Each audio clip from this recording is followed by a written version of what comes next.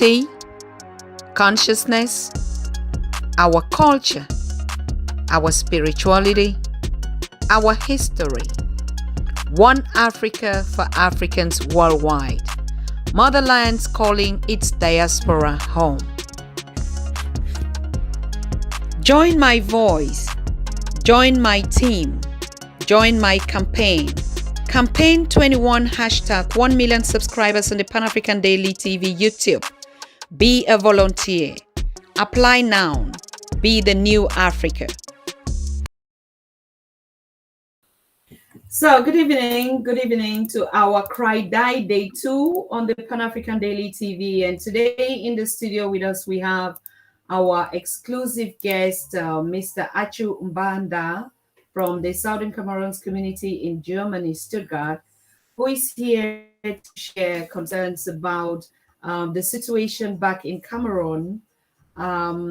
What is going on today? Yesterday, we had a very solemn ceremony, which we focus actually on the daughters of the continent, like, you know, the case of Tripod in Kenya. And today we are going to focus actually on Princess Kimora, who was shot dead on his way to school or on her way to school early Thursday morning. And since that day, the lives of Cameroonians, particularly Southern Cameroonians, have not been the same again.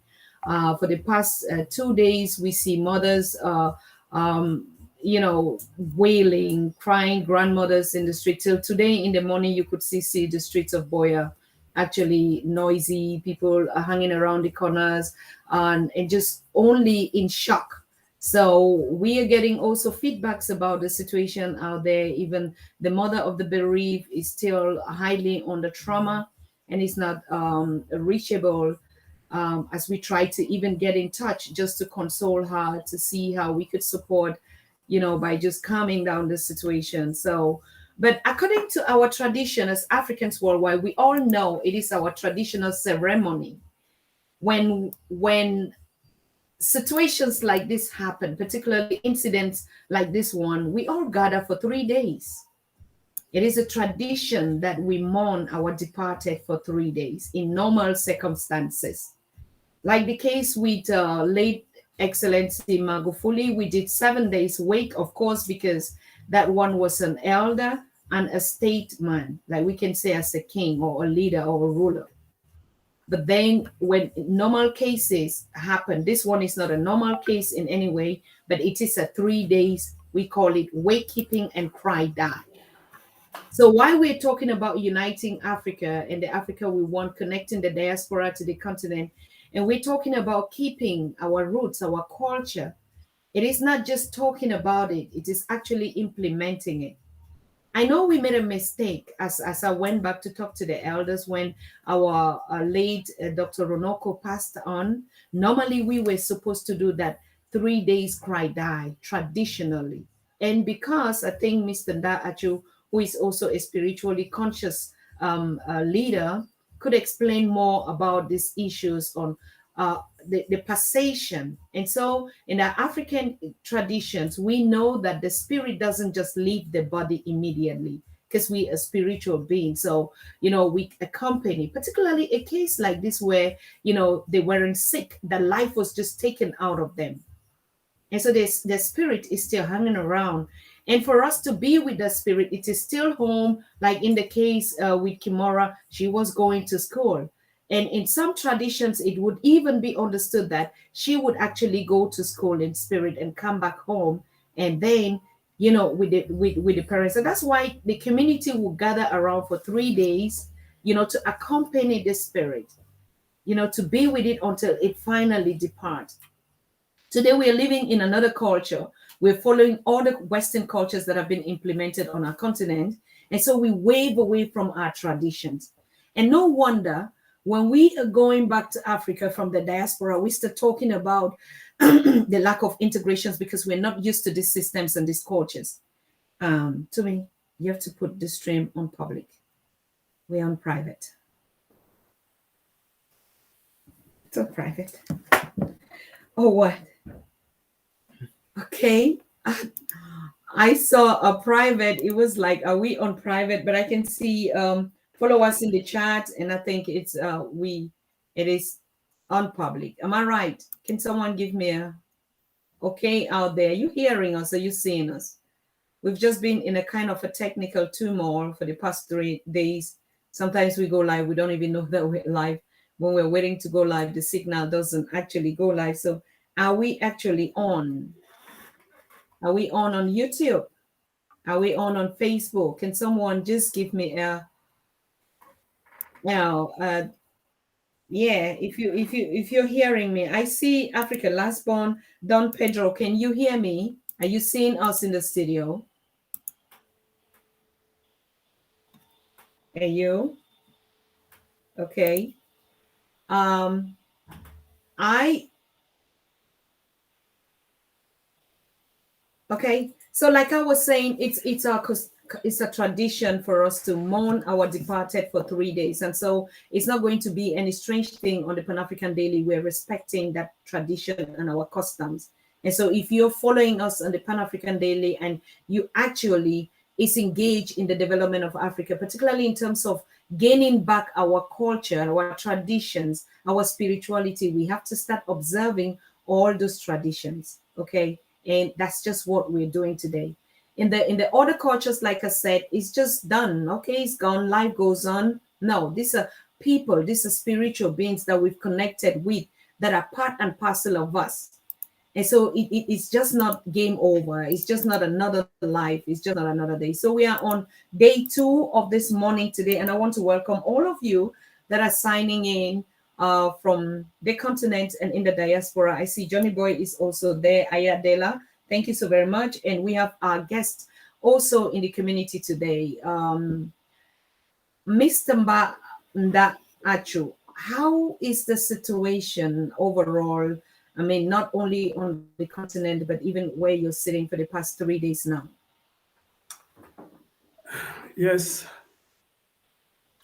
Dr. Susan Tata, first and foremost, I would like to thank you again for welcoming me on this platform. Before we go ahead on the discussion, I would like, on the behalf of my community, to extend our heartfelt condolences to the bereaved family. We extend our positive thoughts of solace to the bereaved families also of Kenya. We know we lost a great sister. So all Achu, this can you family just hold on? I think we're getting a message that we need to refresh the stream for us to get live, because what I see here, we're not connected on Facebook, and the audience is complaining. Some people are sending in text on our WhatsApp. So just give us, I think, 2 minutes or 1 minute. Let us refresh. I'm talking to the audience and you, and then we pick it up from there. Okay. Okay. All right.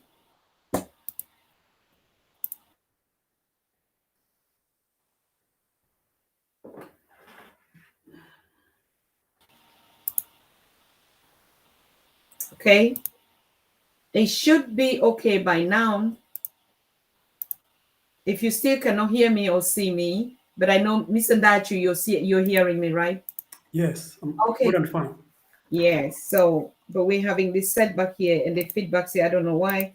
But anyway, like we say, if there's any technical thing, to me is signaling on the technical control and saying there's some, text that he's getting out there. But we just carry on with the conversation. If there's anything, please, audience, call in into the studio where you are. If you see us or you watch us, let us know that we are connected live with you. Okay. All right. Over to you. Thank you. As I was saying, that before we move on into the discussion, we as a people would have to extend our heartfelt condolences to the bereaved families. I'm talking about our sister also in Kenya. We got the sad news of the cruelty that was perpetrated against her soul, and she has to leave us untimely. So for our little baby, our princess, the mother, the family, we want to also extend our heartfelt condolences. It's such a difficult time for us. We know it's not the first case, and we are really actually expecting that this also would have to draw the attention of the communities all around the world because Africa has lost a great soul. It is really sad. It's a sad time. We understand the pain of a family. And as you were saying before in the beginning, we understand as Africans how we accompany the family to go through such a trauma, especially through such a sudden death. We know if a family member is sick and there are some expectations, maybe something could go wrong, it is different because you prepare your mind. But something like this with a shock, I think it's really a difficult situation, a very traumatic situation, not only for the families, for Southern Cameroonian communities in the diaspora, for our brothers and sisters all over Africa who have a heart for life. So I think this family needs support. They need our positive words, and they need our moral support in order to accompany them go through these very difficult times. Of course, it is also our tradition and our culture that when people depart from us like this, I mean, like these are not individual cases, we have it already. So we're commemorating all the souls that have passed on during this period, isn't it? Yes, this pain, this agony only remind us of what we have been through for over 60 decades now. We have a list, we have a history of oppression. Our people have been murdered. We all know of the Gambu massacre. Children and women, pregnant women, were, were, were murdered and burned and treated in such a way that as Africans, we can't really imagine this. You know, we know so there's just so many, the list is just too long. We know of the Pinyin massacre, we know of the Mautu massacre. So our people back home, our parents, our mothers, there's just so much pain that we really imagine that what strength would they have to go through this? It's a pain for the whole nation because we have been through this for a very long time. So this one that recently happened of our sister only reminds us of our difficult past and gives us the resolve to concentrate and be determined to know that the root causes of all this has to be alleviated to make sure that such things will not continue to happen in the future. So we, as a community in the diaspora, we are really hurt with this, and we saw our brothers and sisters back home who rose to the streets demanding justice. And so what is there is right now, it seems like we are not just going to keep on watch these things happen. We keep on mourning without looking for a solution to these problems. It's a long way to go, and we have been already through a very tough time. So I just want to wish once more on behalf of our communities in the diaspora that these families have the solace, have the courage, have the strength to go through these dark times. We are in a situation where everyone is faced in mourning. We're looking, like you said, the root cause and the solutions. And why we are mourning, we know that this is the period where we seek the face of peace and harmony and justice, of course. We seek forgiveness from the Almighty Creator. It is at times like this that we go back into our lives and examine them. So it's a time of pain, but it's also a time of, looking back and try to envisage and say, if we are going to go through this, what is it that we need to move to the next stage? I've heard a lot of feedback since yesterday that even the guy or the gendarme that shot Princess Kimora was also murdered by the mob. Is it true? Yes, we can really understand as a reaction that our people have been subjected to so much injustice. Our people have been subjected to so much oppression. Our people have witnessed all types of cruelty from the regime in power. We know we are not saying that we are going to condone the the justice that was carried out, but we can understand that when you oppress a people for too long, when you don't give people the opportunity to express themselves or to seek long-lasting solutions to what we have been through for a long time, then we expect such reactions. No amount would really be justified by what just took place. We know the life of the policeman was taken away, and this is something that depends on the system. We can look at the system. What is the system? What is the governance? You know, you have young individuals, jobless individuals who get into the army or into the military just to earn a living without having going through the proper training, that is needed for someone to be professional.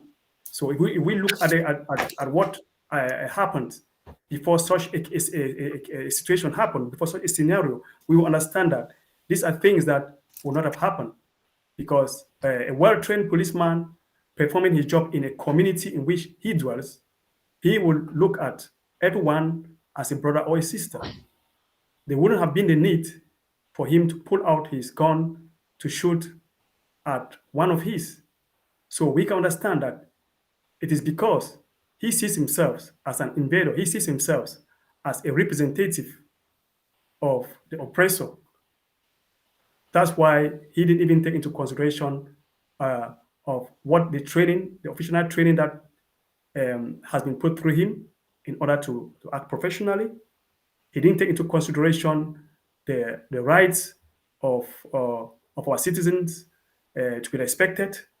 So it's really a shame to find out that he did all this because he asked for bribery, and which he didn't get. So these are the things which, if we look into the circumstances surrounding these incidents, is very, very pathetic.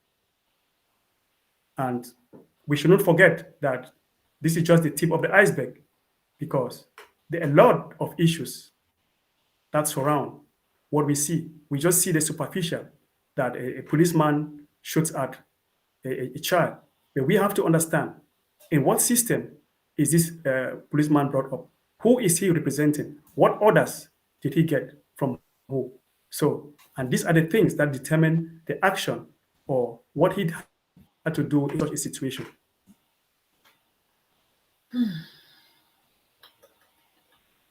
I mean, it's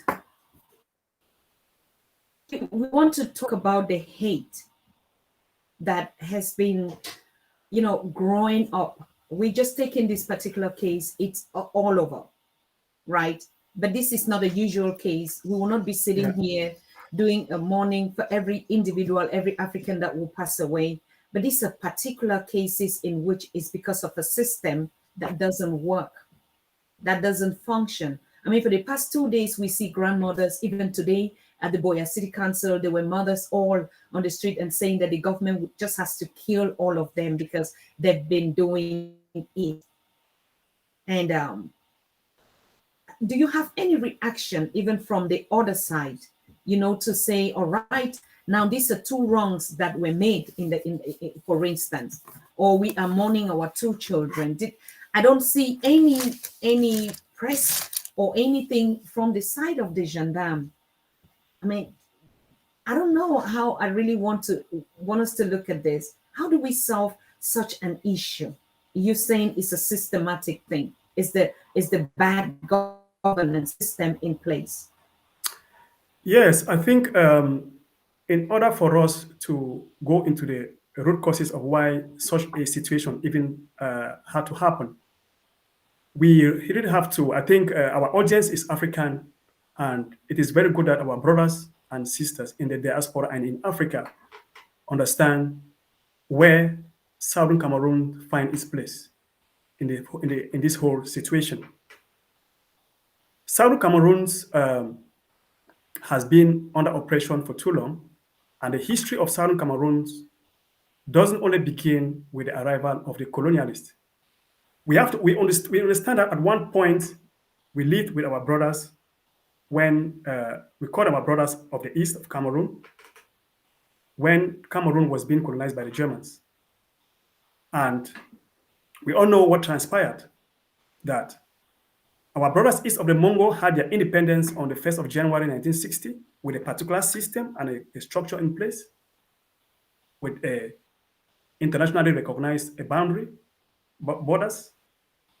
And we, the Southern Cameroonians, or the Southern Cameroons, obtained its independence later, and that was 1st of October 1961. And on that particular time, we have to understand that there was an agreement for us to live together as brothers and sisters with an equal status. If we understand the principles that we spoke last time, on which agreements are made, on which nations are built, it is a principle of Ma'at, the truth, justice, reciprocity, harmony. When one of these principles are being broken, we have to understand that it will lead to such situations. Southern Cameroonians considered their brothers, or so-called brothers, on the east as neighbors or as brothers. But what has transpired from the day that we came into such a union, you come to realize that it wasn't an agreement, or it wasn't a relationship in which we live in as brothers and sisters, as Africans.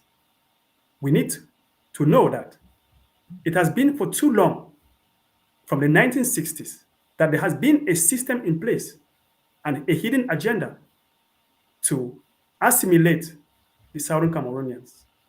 There had been a system in place to destroy the structures that we had in place. Remember that we were nations of equal status. There were agreements that were made, and as time went on, these agreements were breached. So we have been crying for too long. Our communities have been broken down. Our people have been subjected to oppression, repression. Our systems have been broken down. Our people have done everything that they could have done, talking to their brothers, to look into the terms of the agreement so that we can continue to live our lives as brothers and sisters. What do we expect after such a long time? We have only cosmetic solutions. What do we expect when the lawyers and the teachers move to the street, make civil complaints, and they are looked upon? What do we expect when our brothers and sisters, they come on the streets to make their will be known, to declare their wish, and they are being shot at to death? We have seen many instances that has proven to us that the government in place or the system in place does not consider us humans, does not consider us as equals. We have seen an instance where the present governor of the Southwest region, who is from East Cameroon, has called us disparaging names. They call us dogs, they call us cats. So when the policeman was pulling his gun to shoot at our daughter, what was he thinking? What was in his mind? What is that seed that has been planted into his mind that triggered him to take the action? Did he think he was shooting at a dog? Did he think he was shooting at a rat? So these are serious issues that have to do with what has been embedded into the minds of our brothers on the East. This is an issue that we have to look at it from the root causes. How have we been treated for all these decades? How have they addressed our plight? So these are the root causes. This is what has led to the present situation. We cannot ignore this. We can't look around the immediate scenario to pass a judgment or to have an understanding of what led to this. We have to realize that it is a continuation of the colonial attitude, which these police officers came into our own area. Because believe me, if the police officer was from the community, he will see a mother as his mother. He will look at a child as his own child. So those are the things that I think we Southern Cameroonians believe, that we are still under the colonial bondage from our brothers, or so-called brothers from the East. And if we do not look into this to look for the lasting solutions, I don't think we are going to solve the problems that would lead to this, because it is a continuation of what they have been doing to us for over a decade. Like we said, our crisis just escalated in November 2016, but let's not forget that we have we have been losing a lot of loved ones that maybe we do not even seem to remember. We are fighting against a system that is in place. And this system is a colonial system. This system is a system that has taken the face of a brother. It's a system that has taken the face of a sister. And now we look at it as if Africans are fighting against Africans. That is not the case. So I'm speaking to my brothers and sisters in the other countries, all over the diaspora, to understand that is the situation that Southern Cameroonians are facing them in. We want to continue to say we have a role to play in the Africa we want. But all what we have to do is that we have to start from our rooms. We have to start from ourselves, from the individuals, from the man, the woman, the child. We have to understand, to speak the truth and stand for the truth, because we cannot have justice without, we cannot have justice without truth. Whenever there's injustice, if we seek for peace, it has to come by rendering justice, or else it's not going to be permanent. It's going to be cosmetic. It's going to be sugar-coated. And we have been through this for decades.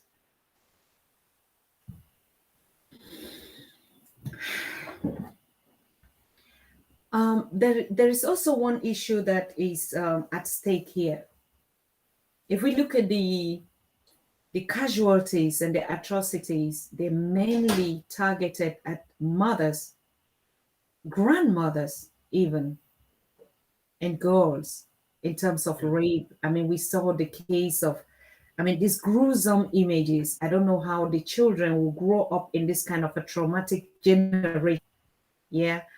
What is it that you think that is really, we know that, okay, women and girls and children, they always use in terms as war, where, in terms of conflicts and war. But us, like African people, what is this? Yes, as we say, there are elements of colonialism that are still very much alive in most of our African countries. The form might have changed, but these elements too still exist. And if we look very clearly, we will see that many of these things that are going on now in the Southern Cameroons, most of these atrocities are repeating themselves, because it's the same thing that happened during the colonial times. Nowadays, if we talk about colonialism, we think is, I think we really underestimate what our people went through in those days. It was a horrible time. We see villages being burned down. They call it Operation Scorched Earth. Our people are burned alive in our houses.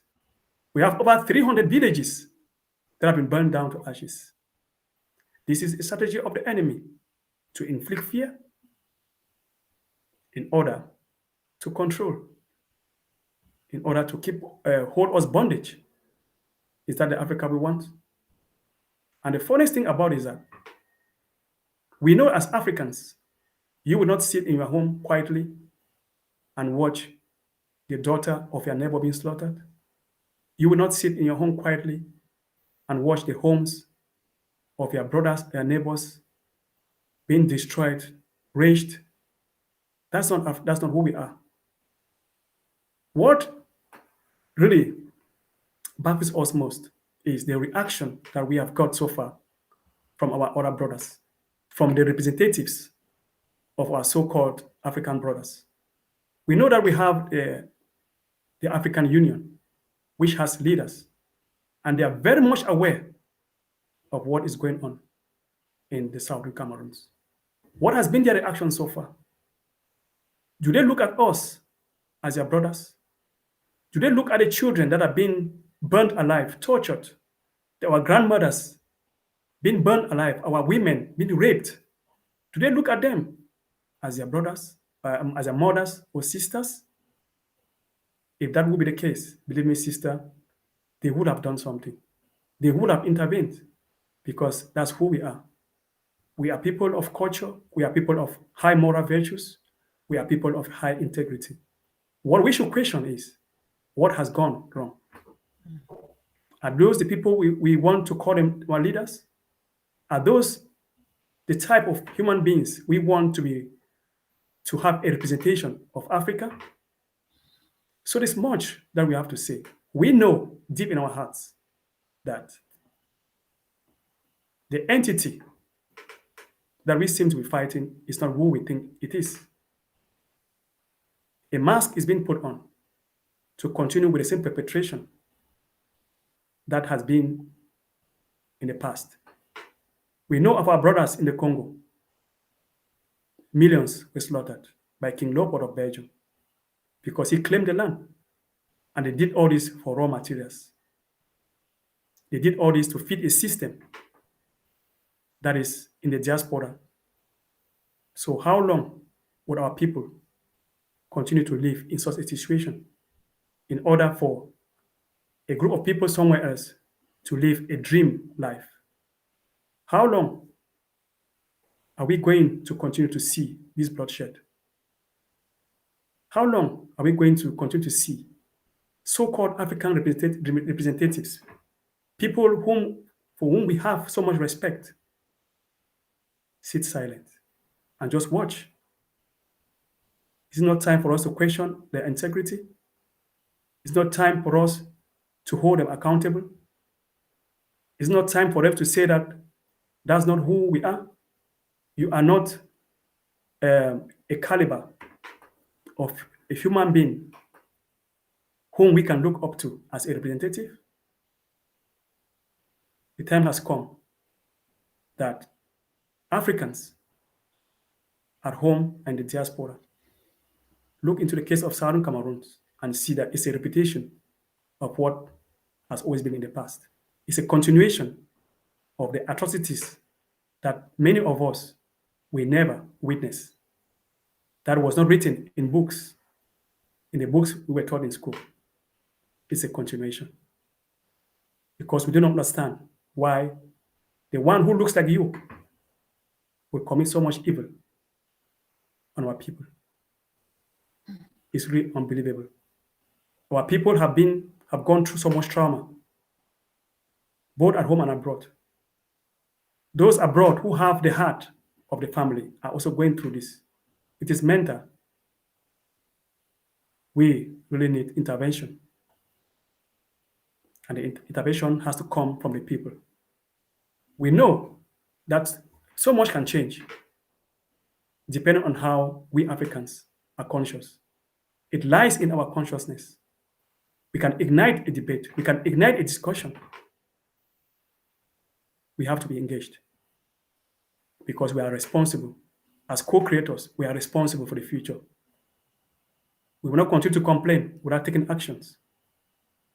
This is going to continue if we do not do something. So I'm appealing to my brothers and sisters, my fellow brothers in our countries, Nigerians, Gambians, Senegalese, Equatorial Guinea, Ethiopians. Talk to those who are in power. Don't let us die alone. Don't let this conflict to continue to pull on. The pain is becoming greater and greater, so much that our mothers can no longer endure. How long are we going to continue to wait for assistance? How long or how much more atrocities are you going to receive and watch on your cell phones before taking an action? Sister, there's just so much that sometimes we don't even know how to express ourselves. We are in such a difficult time.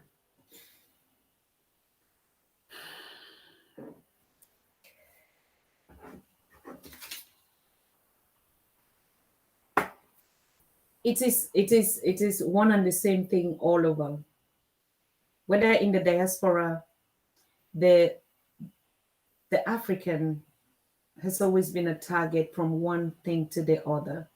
But I could really imagine, I can understand when people are saying the problem is the leadership, exactly what you are saying.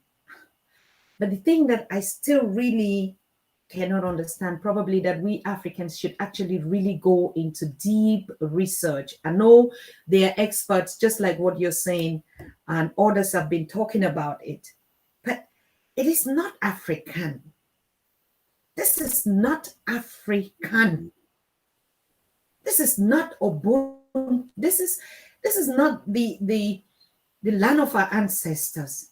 This is something else. Of course, we had, and you were watching the program yesterday with Goddess Ranieta, who said, we're dealing with principalities of darkness and some forces that we can understand. But the question still is, are these forces more than the creator? So in this, in terms of our spirituality, I know you're highly spiritual.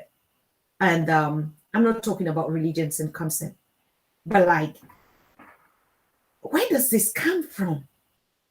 Burning of villages, burning of mothers, grandmothers in bed, burning. I mean, even if you wear the military attire and you hold a gun as an African, even if you take in some ecstasies or drugs or something, this is not African.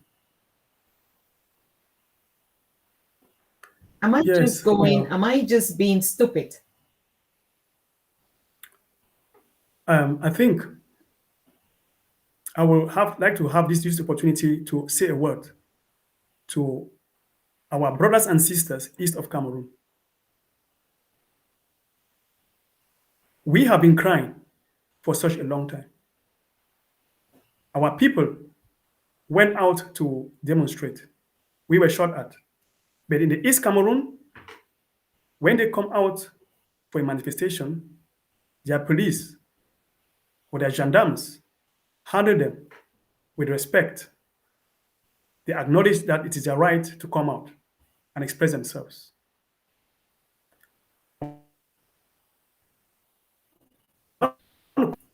To judge their hearts. We are Africans. We live in the same space. The days are coming when the tables will turn around. The promise that we are telling them is that they should understand that it is the destiny of the Southern Cameroons to be free. Ambazonia must be free. What role they should be playing now is to limit the length of time that this dream has to come true. They have a very big role to play because their brothers, their sisters are in the army. Their brothers or their mothers have children. They have a family. I am telling them that if they are Africans, if they have the interest of the African we want, they can play a very big role. Mm-hmm. Our mothers east of Cameroon, if they look at us as their children, they will talk to their sons. Son, come. I know you're an army. It's not right for you to go to Southern Cameroons and kill. Why is that difficult? We have brothers east of Cameroon who call us brothers. We have brothers that are in the army. They know that they're on a mission, and the mission is not a good one. Why can't they speak the truth? One of the lies that has been perpetrated for too long on our brothers is that they don't even know their own history. If I ask them, why is that they don't celebrate their own national day, which is the 1st of January 1960, which was on the 1st of January, they will have no say. They will have to understand that the system that was put in place was made deliberately to dumb them down, so that when it comes to the present situation in which Southern Cameroonians are going through, they will have a justification. They would feel at ease. They will look at the evil, at the horrendous crimes that are being committed on their brothers in the Southern Cameroons as being normal. What have we done wrong? Are they aware of what we stand for? Are they aware of the rights that we fight for and we are dying for? Are they aware that we have the fundamental rights to defend ourselves when the military bomb into our villages and destroy property, destroy families? So I think this is a time for them to understand that they are in slumber. I think if there should be a spiritual awakening, it should be on our brothers east of the Mongol. Because we know in spirituality, you will need to vibrate on a certain level. If we Africans are conscious of what we have been put through, we will see that we have been doomed to vibrate at a very low level. We need to go above the heart. In the East, they call it chakras. We have 7 chakras, which represent the 7 colors of the rainbow. If you vibrate below the heart, it means there are certain characters and principles that control your thoughts. It's all about fighting, it's about flight, it's about food. That's all you care about. You care about sex, you care about fight, you care about eating. If our brothers work on their spirituality, they can save Africa. They can stop their brothers or their mothers, some of them who are in the military, from killing our people. That is the role they have to play. We are not the problem. We have been in bondage for too long. We have been under servitude, and they know that. If we look into the social media, there are a few voices out there of our brothers who have come out in several audio messages and are affirming the position of their brothers, Southern Cameroons, some Southern Cameroonians, Amazonians. They are saying that we are right in what we are doing because they understand the history. They understand that it is right for Africa to stand on truth. They understand that the time has come for this bloodshed to be stopped because they are not doing it for their own benefit. It is being done for an external entity, which we all know.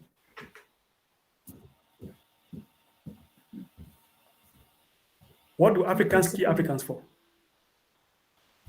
Let us give us a history. Let us look at our history.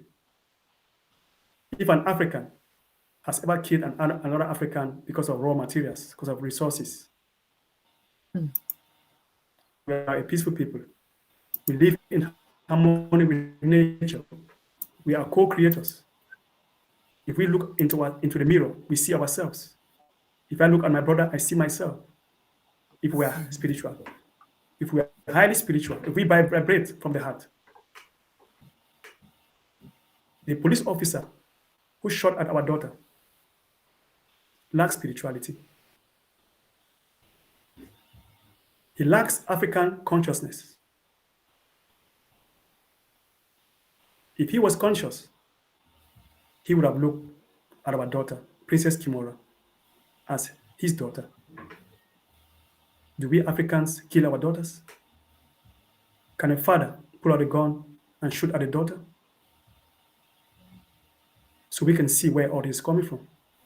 Indoctrination. The systems that we have been through. Some of us admire the colonial system because it gives a certain class power.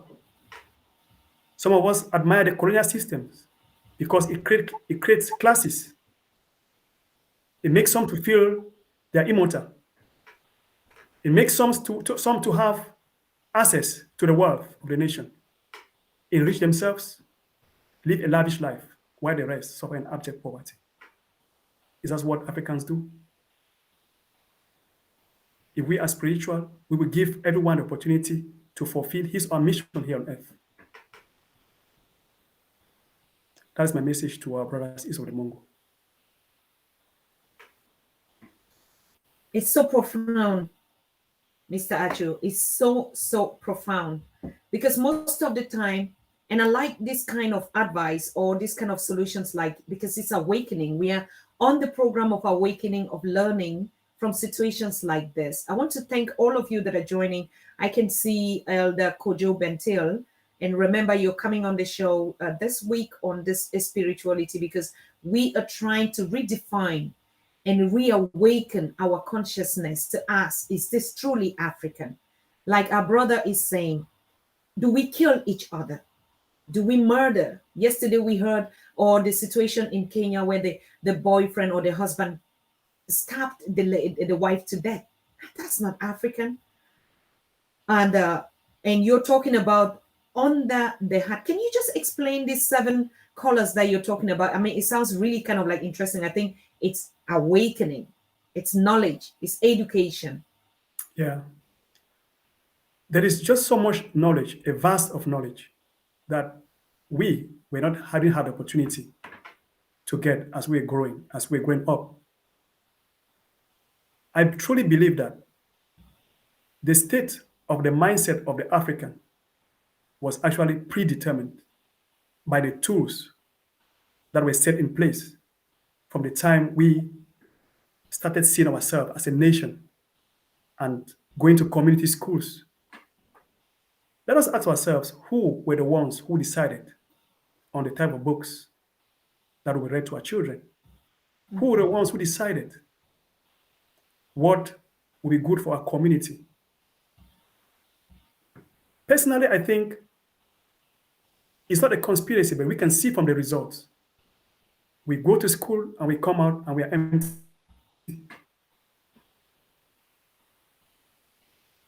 So, what I was talking about earlier was about the purpose and the essence of us coming here on this earth as spiritual beings.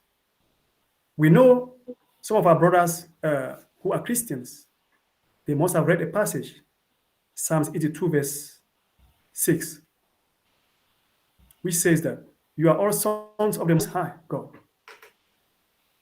If you are a son of the Most High God, does it mean you have to remain a child?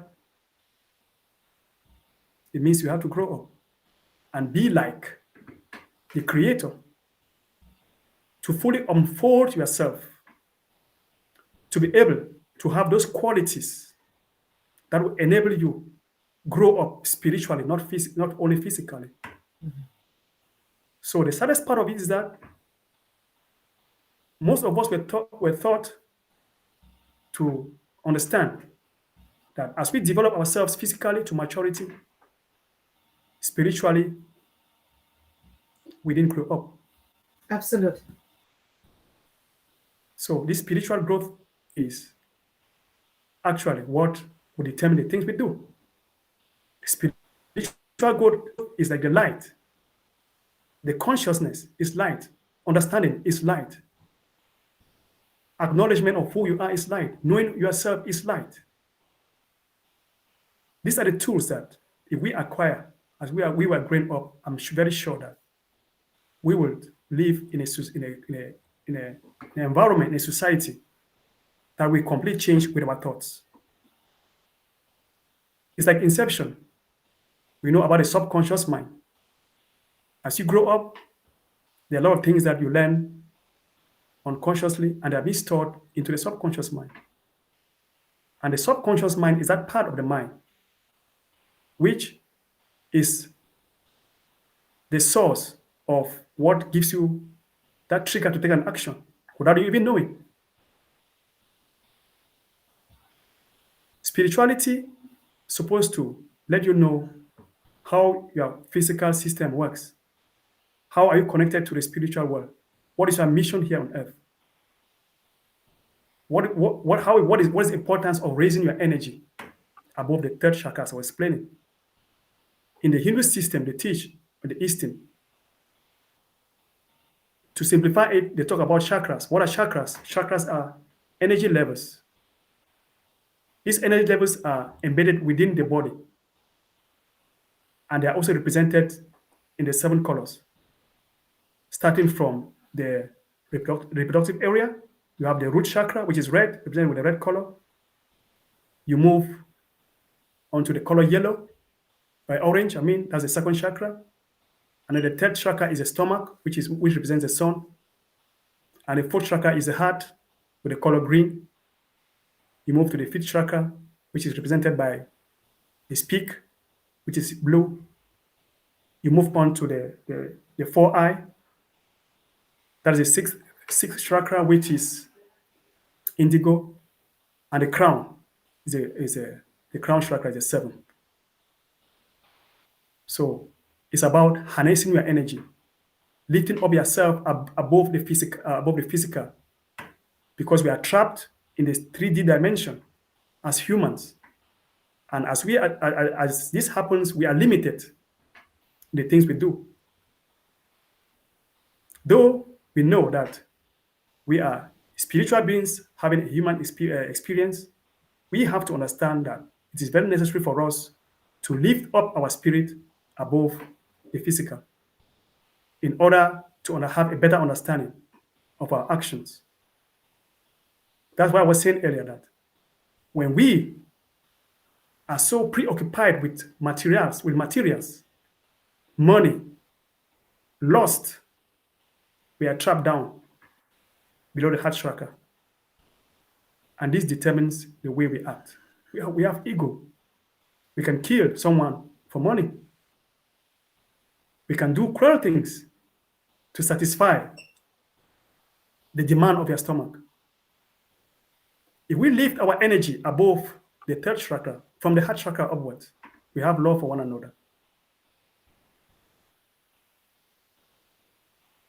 We seek for peace. So that's why I think as Africans, it is of prime importance that we understand ourselves. We know who we are. We understand our body, and we know how we are connected to the all, call it God the Almighty, call it the Prime Creator, so that we'll be able to change our destinies. We'll be able to treat each and every one as gods. The Creator cannot kill herself or himself. Co-creators, not co-destructive. We are not supposed to be destructive. We are here to create, to transform our universe. And we got all the tools on our feet. But do we have the readiness? Are we ready for that? Do we have the tools that we need to do that? Do we acquire those tools as we are growing up? We are just empty. So I truly believe that should be our goal as Africans, to understand who we are and understand our relation with the nature and the higher one. That is going to determine the way we treat each other. No amount of bloodshed is equivalent to freedom. Let us look at this. Freedom is from the Most High One. Freedom is free. Why do we have to shed blood to get freedom? Have we ever asked that question? We've heard many times they tell us, you are fighting for freedom. You have to expect that blood will be shed. You have to expect that our people will lose their lives. You have to expect that millions will have an untimely transition. Have we ever asked ourselves, what happened to the freedom that was our birthright? Who stole the freedom from us that we have to pay with our blood? How much blood can we shed? How much blood are we supposed to shed to get our freedom? From who? This is a food for thought for us as Africans. There are a lot of things that we regurgitate without having a thought about. Freedom is our birthright.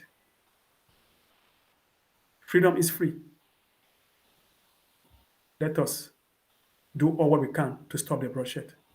Southern Cameroonians, Amazonians must be free. It is their birthright. It's the right of every African to live in a community he or she chooses. That's our birthright.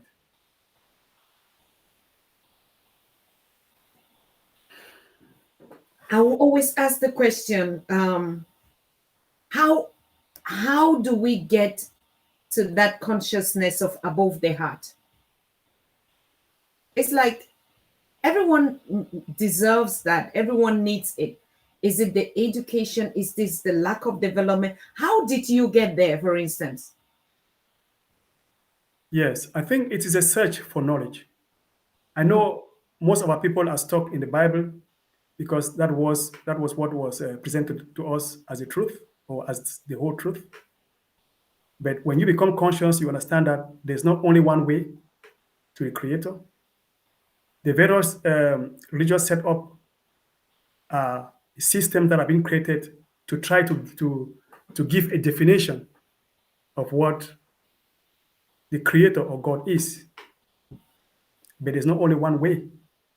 So when you start asking questions, you get a teacher. They said the teacher, if you are ready, the teacher will appear. So I think it's the thirst that you have for knowledge, the hunger for knowledge, the desire to know, to have a better understanding leads to such information because it is out there. We can say God bless the internet or thank the creator for the internet because this is the time. Christians say we are living in the end times. It's a time for revelations. The truth is out there, but you have to be in the right mindset to gravitate towards the truth. It is out there. If you have a different mindset of other things, you find it. Whatever you think about or the thought that you generate, propel you towards those things. So we have teachers, we have conscious teachers that have this knowledge on tape. Our Africans, history of course. is on tape. We got legends like John Henry Clark, Dr. Ben Yokanen. We got legends, Sheikh Anta Diop. The knowledge is out there. We have to seek for it. When something is not right, when you feel something is not right, dig deep. You will find it. The inner one will drive you towards it. Listen to your inner self.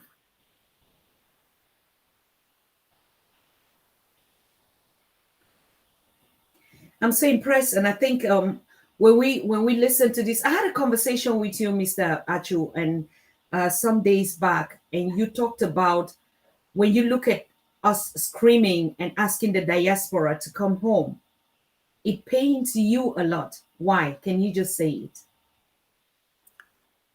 Yes. Sister, you can understand that we who used to be home are now in the diaspora. We have such a beautiful place, so rich, culturally, economically, such a beautiful place. We will wish to return home. We have our brothers and sisters in the diaspora who are seeking that link to the motherland. We have the connections. We have seen, I think, more than the last 10 days or 10 years, I'm sorry, we've seen a gradual movement of our brothers and sisters from the Americas into Ghana. That's a beautiful thing. We have seen their experiences. We have heard their stories, how they felt when they came back home, when they came back to the motherland from which they were ripped off. We think Ghana should not only be the only place. Africa is huge. We have so many brothers and sisters in the diaspora who are seeking for that connection, who know where they come from. We have our brothers in the Caribbean, in Haiti, who know they came from West Africa. We know about the history.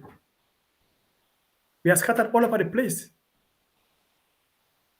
Southern Cameroon is a place that should also be conducive for our brothers in the diaspora to return. It's such a beautiful place.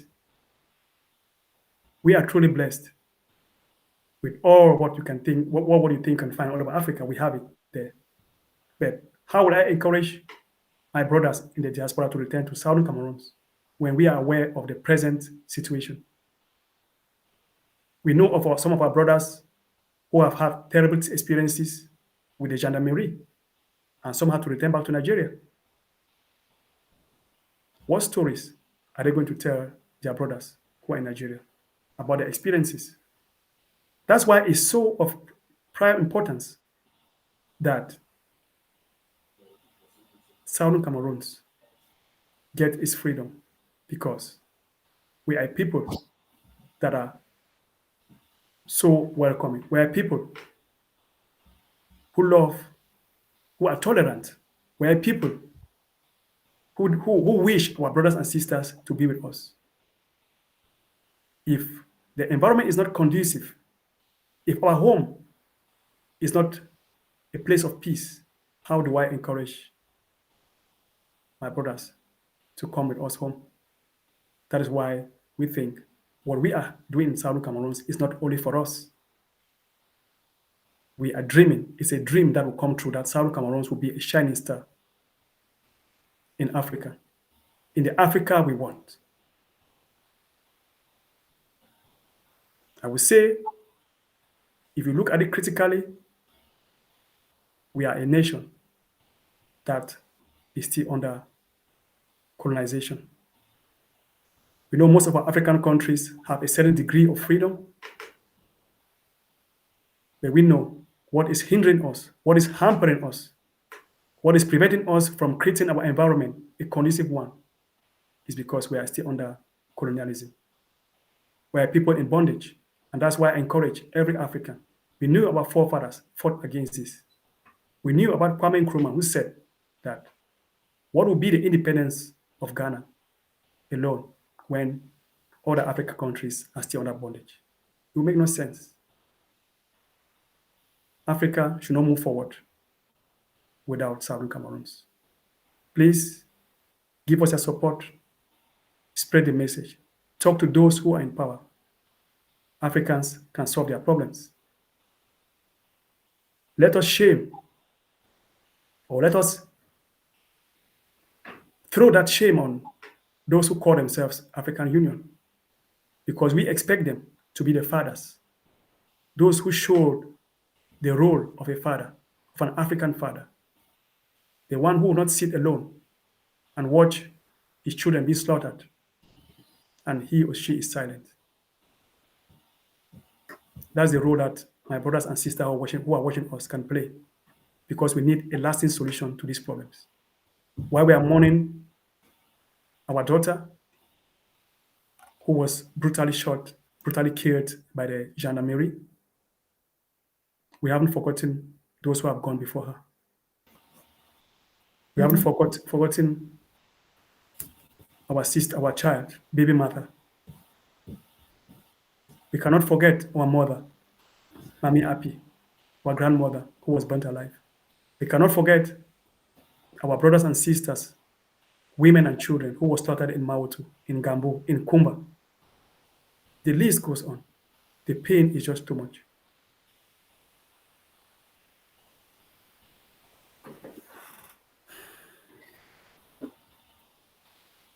Yep. Thank you so much, Mr. Achu. We are all in this together.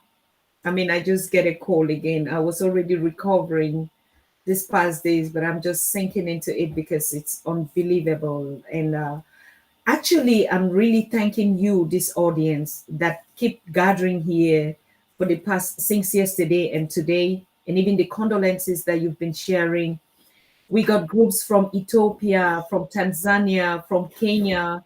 You know, those that watched the show yesterday, they were just like, this is the point. I had a sister who called me early, I think at 1 a.m. our time in the night, from China.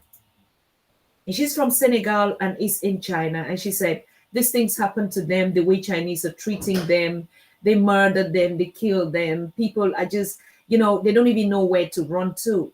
If only Africa would just be a heaven, the continent that is welcoming back its children, what will we be doing out here? And I heard that it's like, prodigal children, sons and daughters, those that were even incarcerated a long time ago, and then this once again on the continent.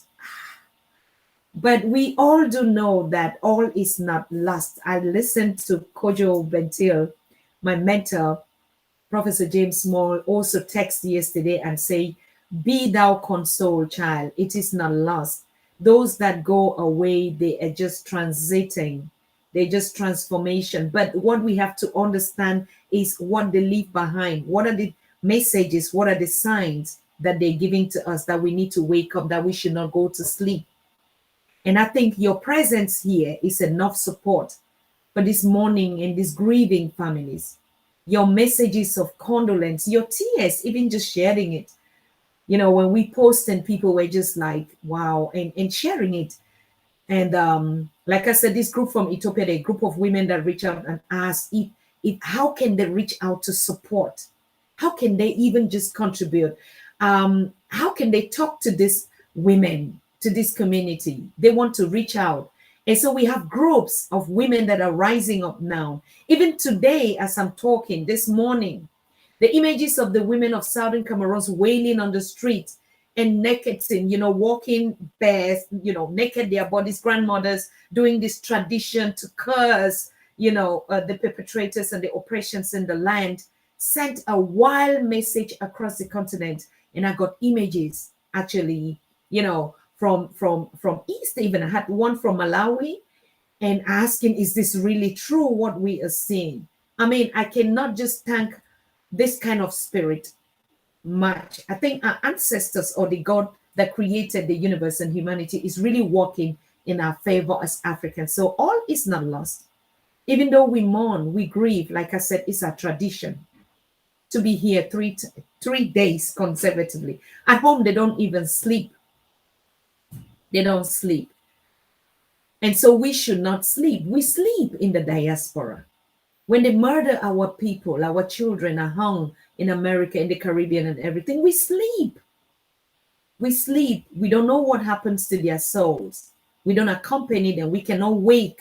Just like in the Bible for the Christians, when Jesus said, you can't even wake with me. You can't even pray with me the whole night. I just went up and came back. You're all sleeping. I mean, we are not saying that, everything about the Bible is wrong. But we are saying, like you said, Mr. Ndacho, and I like the way you put it, that it was the method that they thought would be the most easy way to convey a story across to humanity, right? Yes. So when we hear stories like this, can't you even wait? So, but we are seeing that the awakening is coming, and people are sitting in for Southern Cameroon's case. They're sitting in for Agnes that was murdered, and other cases that we don't even know. We're talking about this one because probably it's all over the media. And us on the Pan-African Daily TV, we cannot keep our mouth shut. We're actually here to implement what our continent is about. It's not about talking, reporting news, bringing you stories only, but doing it. What are we doing? We're wakekeeping for 3 days. Like I said, we did it with Elder Magofoli. Thank you so very much. We're even repeating those conversations. We did one last week with Usman Toure. We did one 2 days ago, Professor Pierre Olumumba, on that, and we'll be repeating that just to keep our brains up, awake, that we should not go back to sleep again. And I think all these things are coming to shake us up, to say, will you continue to cry, like you said, Mr. Ndacho, or you will do something about this? It is high time we have to keep this wake. We did it for Judge Floyd. 1 week wake, we did it on the Pan-African Daily. We did it for Elder Magofoli.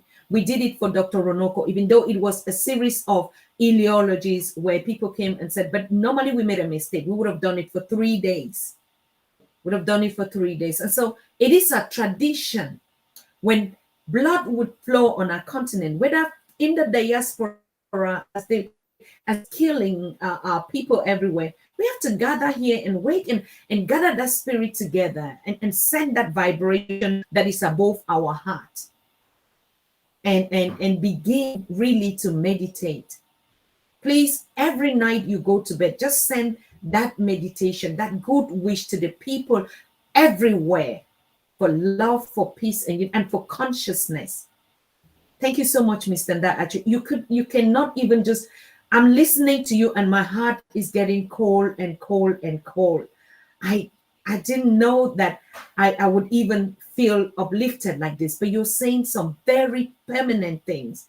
We have to stand up and Yes, sister. yes, go ahead. You can really see that we are all down. Like the energy I'm feeling right now, like we are going through this together. It's not an easy thing. Mm. We know, you know the feeling that you have if you lose a loved one. So I can really feel the energy. Like I'm not really myself, even talking here right now. You know. Yes, the show So is live, GE. Sorry, I'm responding to one. Is the show live? Yes, it is live, and we're going to take your call shortly. Okay. We are yes, mourning our princess that was shot in the southern Cameroons. For those that are joining the show and you don't know what the conversation is all about, today is the second day of the mourning. We started yesterday. Two very gruesome stories came out, and we have to pay attention to it. So that's why we're on the second day of the morning, and we're going to continue tomorrow. I hope Elder Kojo Bentil is listening to me. He should be the one on the show tomorrow to tell us how spiritually do we get back to connect in a traditional way to cleanse the land of all this bloodshed and these murders. What is it that we should be doing? How much should we be awake? How do we go through a meditation? How do we connect spiritually? So that would be the topic for tomorrow. And I wish all of you should join in because it concerns all of us, like the brother is saying. In Amazonia or in Southern Cameroon, or in our tradition, we said rain falls on every roof. It's an African, what do we say, proverb? Or yes, it's, probably. this stupid German words are only coming in my mouth. Yeah, it's a problem. Right, right. Yeah. The rain falls on every roof. And we have never even listened to the roofs of the rain falling from our brothers and sisters that are scattered. But this is the time. If you don't hear the rain that falls on those roofs where you are connected, something is wrong with you. You're still disconnected. So make this message go viral. This is how we're going to put our culture into practice.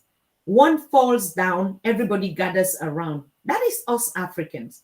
Sometimes we talk about the culture, but it's time now for us to start doing it. We're not talking it on the Pan-African Daily, we just do it. If it means we have to come here and cry and wait, keep 3 days nonstop, we're going to do it, right? If it means we have to celebrate, we will gather here and celebrate. That's the culture, that's the unity we are talking about. It is not preaching. It is not say go and do it. It's not saying we have to go and learn like Mr. Nda is saying. Yes, we have the wisdom out there, but on the Pan-African Daily, we are implementing it. We're not talking it. We are living it. So thank you so much for your attention. Over to you, Mr. Acho. Yes, I think it is worthwhile mentioning that Yes.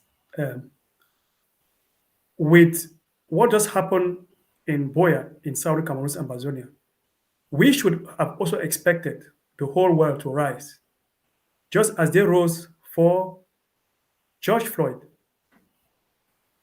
So the question we have to ask ourselves is, are some lives more valuable than others?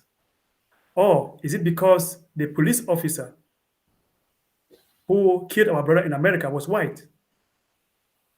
I think we have to challenge our thoughts on Mhm. this. What happened to us in Boya is not the first, but we have seen the cruelty. This should have ignited an uprising worldwide. We know the people in Boya came out strongly to protest, to show their anger, to express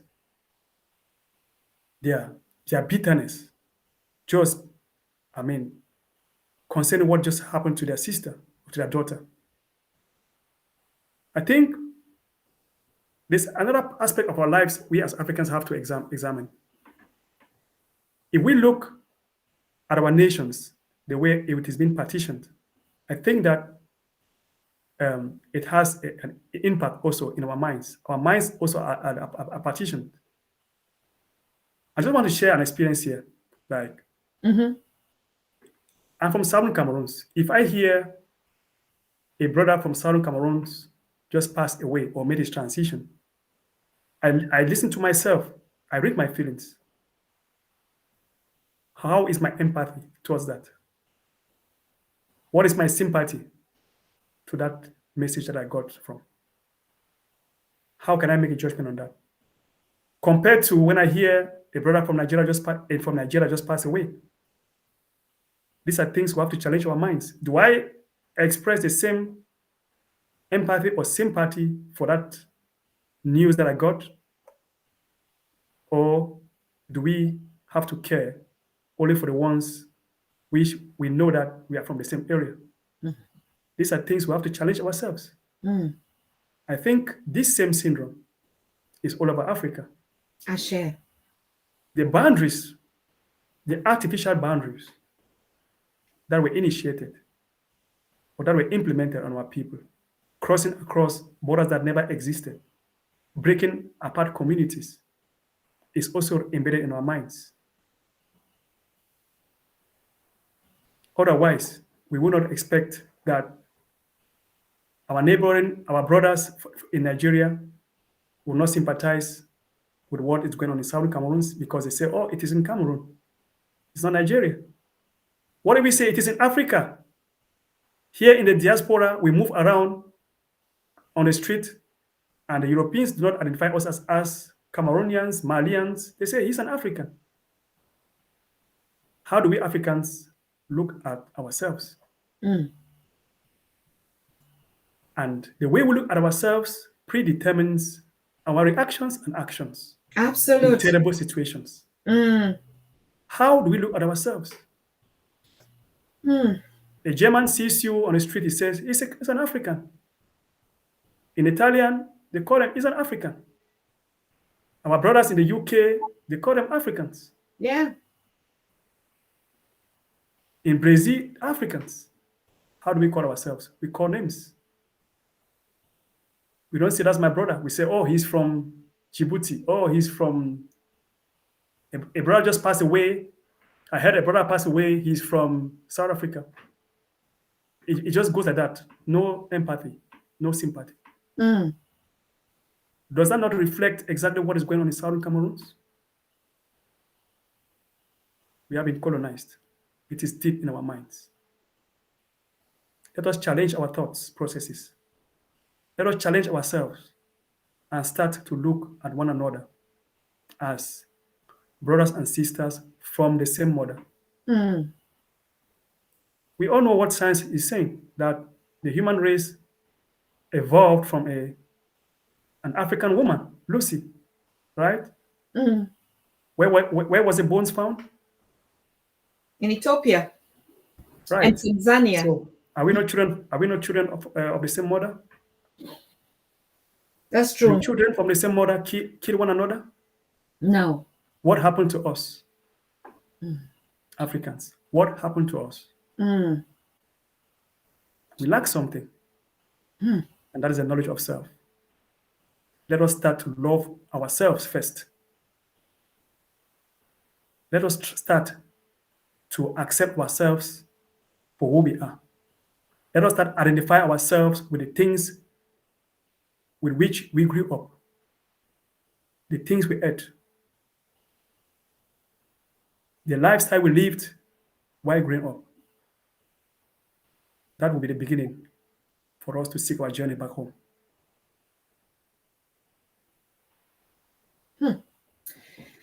I ask myself a lot of questions. Must we have had to lose a life to be able to listen to this kind of sermons? Because, like we say, we're in a wakekeeping, we're in a cry-die, and in a cry-die, that's how we share our stories back home. We share stories to uplift and to motivate one another, to encourage one another. In times like this, when our spirits are down, we connect with Mother Earth. because we're down. We're not distracted. We are mourning. It is a time where our senses even make us think that tomorrow we're also going to gather around on my departure, on your departure.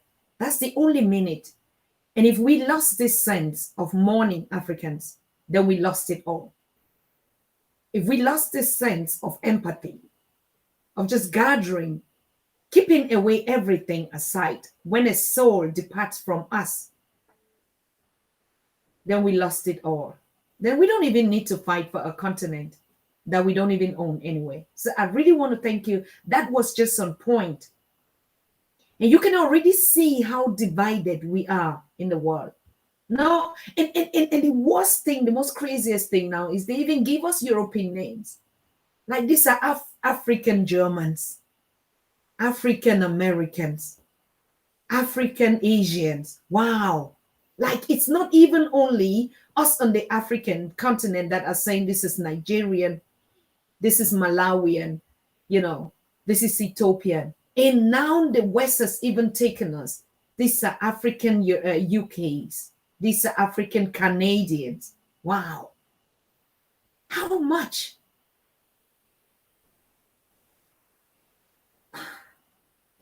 It is through moments like this, when we gathered in the villages, in the village, as they're doing in Southern Cameroons, this spirit that is connecting us gives us our knowledge of self and our identity. How I wish all of you watching this program would share this message, because this is the moment of truth. When we are deep down, if we were talking about other things here and celebrating and happy, probably we'll be getting into the kitchen and drinking and dancing stuff. No. This is the time we are connected, and we have to die for our unity. Please die for something. Because anyway, we will die. So the best thing, die for freedom. Yes. I think.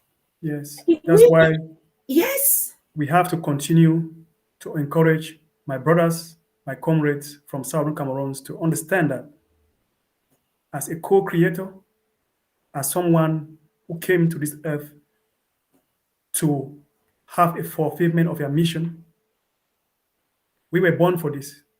This is our time. We are those ancestors that were murdered hundreds of years ago. We came here to finish a job. Correct. We are those ancestors that were hung on trees. We are those ancestors that were deprived of their basic rights. Ashe. We are. We are. If you have a child, if you give birth to a child, what are you actually doing? You're giving birth to yourself, like To yourself. That's the new you. Yes. So that's not the end of life. We do not die. There's a transition that we all have to go through. But the most important thing that we have to consider is, did you fulfill your mission? Did you stand for justice? It is African to die for the truth. It is African to stand for justice. It is African to stand for the weak. It is African to defend the mothers and children that are being slaughtered for no reason. We don't have to be politically correct. No African will sit quietly in his home and a madman comes in, starts destroying the family, destroying your property, and you fold your arms. That is not natural. It's not human. We are responsible to make this earth a better place. We are responsible to bequeath to the next generation a nation of high integrity.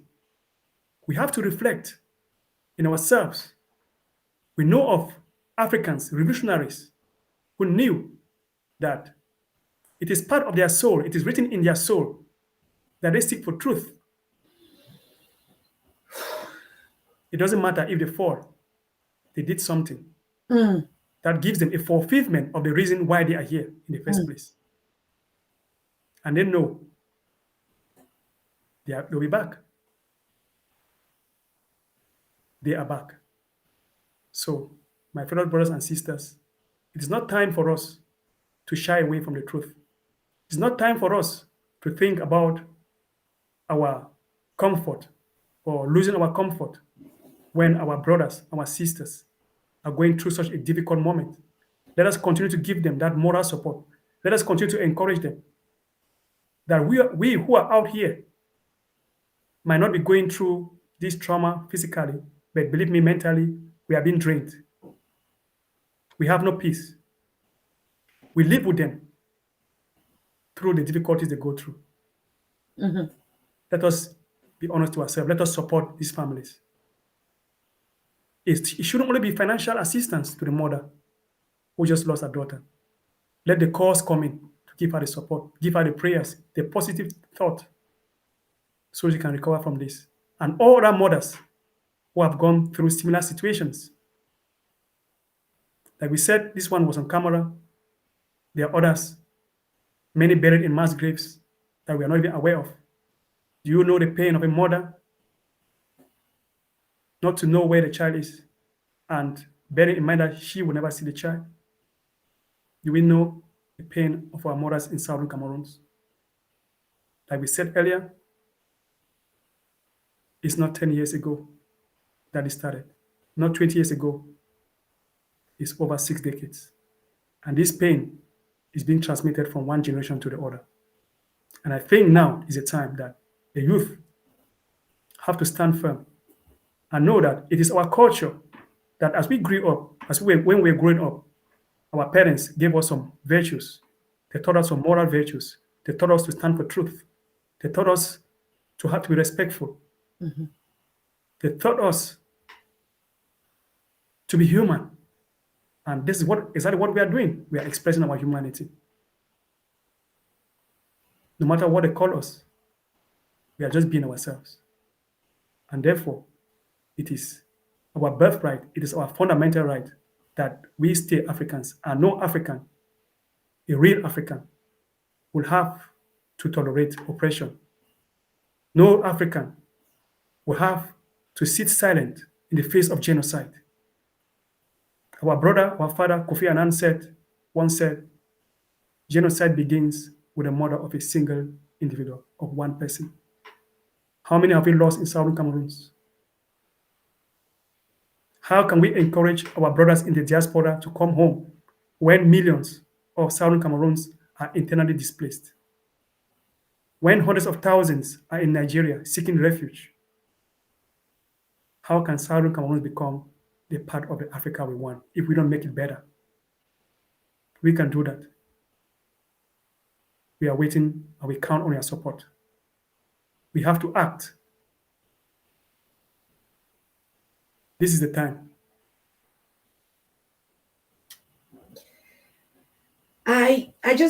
I'm just bringing up the live comments into the chat so you can see and pick some of them. And but before, Jude just said, so is French Cameroon and Amazonia artificial boundaries,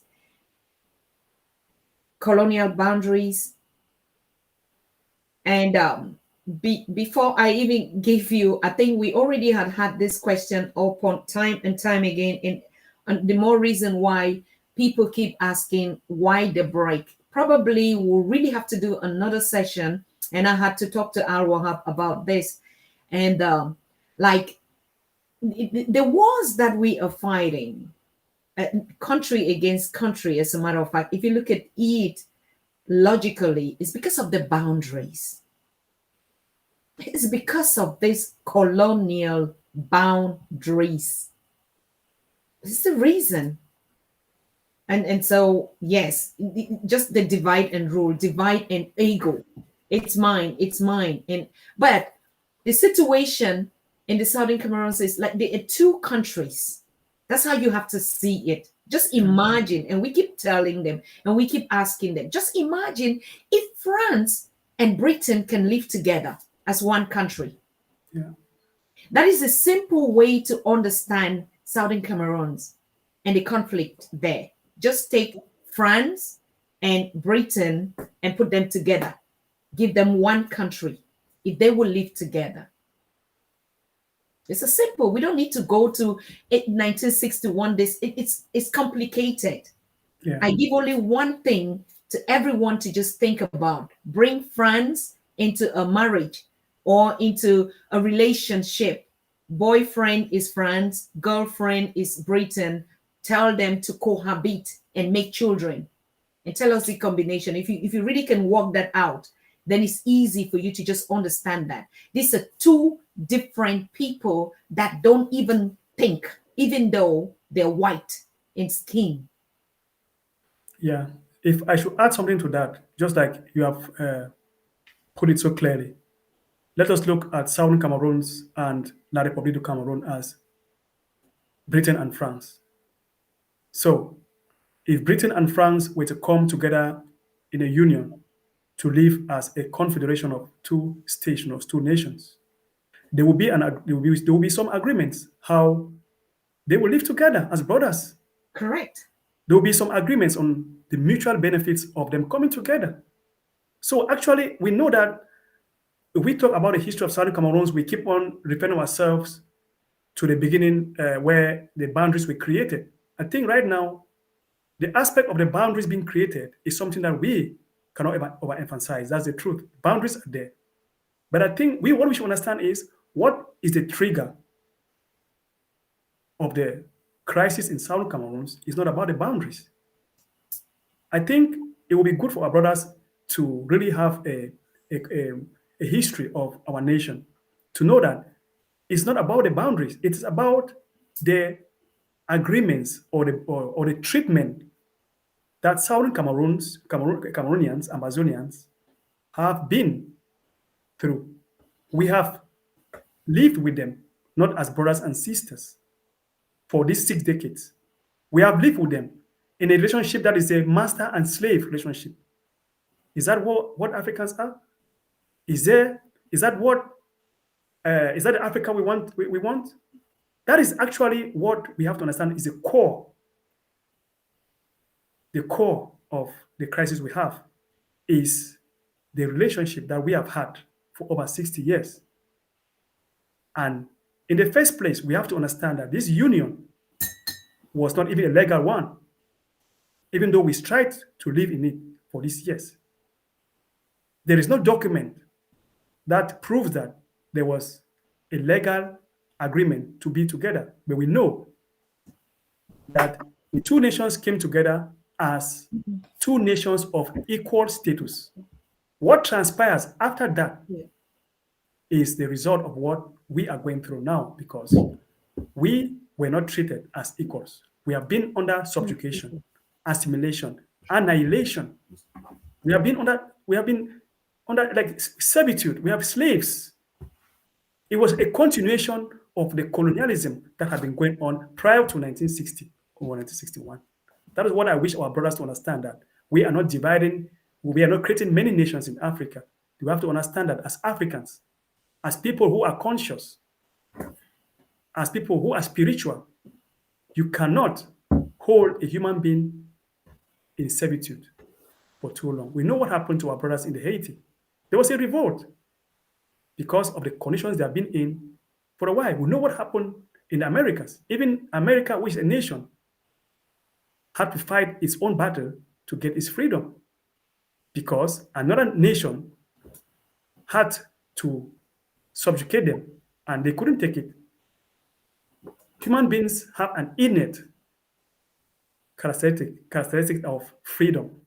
And that's what you cannot deprive a man, a woman, and a child of this. So it's as a result of the conditions that we have been subjected to for these years, the pain, the anger, the maltreatment, the humiliation. As a people, we are traumatized. This is the time for us. So what we are doing is a fulfillment of our birthright. It's a fulfillment of our nature as co-creators. Absolutely correct. I think I would like to add another thing. I just want to thank the brother that, actually, who gave us $50 on this live program. We want to thank you, and I want to assure you that, of course, because you're donating, the best way to donate, we put the IBAN and the bank transfer is more, you get 3% off, but it's not 30% like you just did in the super chat. Okay. And that would be fair, because what you just donated, we're going to convey it to this family. Yeah. And we really thank you for your support. She's a young mother, very young one. And you would have to understand, money doesn't solve all the problems, but like we said, it do helps to probably would have to, like we say in Southern Cameroon, so you buy savon and wash the clothes that we are rolling on the ground now with. You see, all of us are in some kind of what we call our cabas. You know, I wish I could stand up and you will see our cabas. These are our morning attires. You know, we have to tie our head and we have to be in our cabas. There's free wear for mothers. And so when people bring contribution or something, or like us in the diaspora, they would give the mothers that are rolling on the ground and that are wailing and say, please, mama, take this one, go and buy savon. You know what savon is, right? Savon is the soap in which they use the bar soap, right? Yeah. Yes, to wash their clothes for going through this period, right? So we want to thank you for that contribution. It is really going to help to wash, to give them to buy a savon. Or another issue that we do during these wakekeepings is that, you know, normally, I don't know how we're going to implement that. Like I said, I think, Ms. Sanda, you really have to advise us on this, because I see you're a cultural activist and you're actually sitting on our, you will be sitting on our organization, the Africa We Want here, to mobilize Africans for one Africa. And we have to see how we'll be performing some of these rituals and this rite live on the show. And I know Brother Kojo is always telling us these are things that we don't say we'll have to meet one day on the continent to do.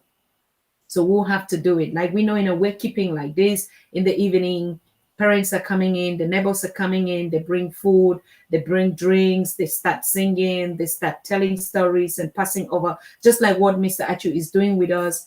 And then, you know, there's been nothing like there was a book that people will write money, or there is a condolence like we do in the diaspora. These things are coming now because they're replacing that connection. And I like it because we're having this conversation, because when I talked to Brother Achu yesterday, when I got the call from the women in Ethiopia and say, how can we contribute? And he said, no, it's not about money.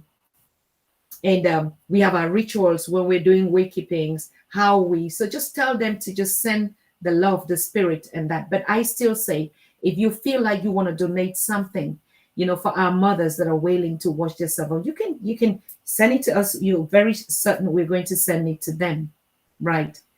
And yes. So Yes. you want to say something on that? Yes, I just want to say I can understand, you know, because of the distance that keeps us apart. We know if we were all back at home, that's what we should do. So I think I will still encourage anyone who feels like supporting the family to do that, because while we are sending our positive thoughts, our messages of courage, our extending our condolences, I think just because we cannot be in the same time and space, it will also be okay to make that gesture. But like you already said, we think that's a great contribution, but there is always something that we can do better to make sure that this situation would not repeat itself. Mm-hmm. So they can go ahead and do whatever they feel like doing. I think it gives them the fulfillment of their participation in the process. So I encourage anyone who feels like doing that to go ahead. Okay, thank you so very much. But there's also another program that would be coming up, particularly on this Southern Cameroon's issue, and it's going to be of healing our. We are already producing a generation of trauma right now through these conflicts. We've seen it in Rwanda. We've seen it even in the American communities where all this murder is there. We see the pictures. I just really automatically today say we are not sharing any images, because the images are crazy. Even the image of this young girl watching the baby in the grave. The state is I've not slept for 2 days when I saw that. And so we are spiritual. We don't need to see pictures to connect or to feel the pain of one another. Like you said, if we don't have that empathy, something is wrong. If I know it's just because it's Dr. Susan Tata and Southern Cameroon's talking here and say it doesn't mean anything to me, then we begin to think. If I would think that it's happening to a brother in St. Kitts Island out there, or in the Barbados, and it doesn't concern me, or in Jamaica, or in Haiti, as we see our people crossing, that is the first point that makes us know. And like you said, this is truly African. The moment you see something happen to one, and you don't say, oh no, it's just because it's my own person, then we are wrong. Then we are already out of place. It has to be all for one, one for all. We all know it. The motto came from who? I think Steve Biko, or one of our ancestors too. All for one, one for all. And in talking about that, we're also going to have a guest on the show at the end of this month talking about the Steve Biko Day. And I saw a brother in the Americas said, we really have to start going back to really eulogize all these our heroes. And so Thursday, the same day that we lost our princess, was the day of Thomas Sankara. And we did a post on our Facebook page, and which went that viral, because a lot of people don't even know that day. That was the day he transited. Now we know about the new ones because we're coming now. So we will have to go back to those days and bring their spirit to waken them up. Any voice or human or African that is spiritual, that stood up for the liberation of the people and the past on, would have to commemorate and evoke those spirits, invite them. And, when we remember them, so we remember our creator. So yes, I just wanted to add something to what you said before. Like, we know that in our African culture, there were certain sins, certain cruel acts that were hidden from young ones, from pregnant mothers. Mm-hmm. We have to understand that now we are living in a world that is so overwhelmed with the social media, and a lot of things are actually going wrong. Mm-hmm. Because believe me, most of us in the diaspora who have the heart for our people back home are really going through a difficult time. For example, I have problems with sleep, right? Because it's like, we just imagine you submerging yourself into all what our people is going back home. It is draining. It drains a lot. So I think there are actually certain things, certain cruel acts that we have to learn to prevent, especially the young ones, from having a view of them, because it sticks into the mind. The brain is a picture. Yes. And it affects the psyche. Mm-hmm. Yeah, it's actually not everything that we have to share, and we have to be conscious of that. Mm-hmm. Because the impact that it has is really devastating on the growth of the child. Mm-hmm. So we have to be aware of that and the impact that it might have on the development, especially the young ones or the pregnant ones. Because when a woman is in that process of conceiving a newborn, it is very, very essential that we have to understand that the child can pick up on the vibrations of what is happening around the mother. So it might affect the child. So we have to be aware of this. While we share things, we have to have the responsibility to protect the young ones and the pregnant women. Mm-hmm. Yeah. Even some of these videos, of course, I do understand that some things are believable, when, like, seeing is believing, but we really do caution a lot of young people, the kind of images that they actually do share. And this is what I talk about. We'll be doing a lot of seminars on trauma in conflict zones.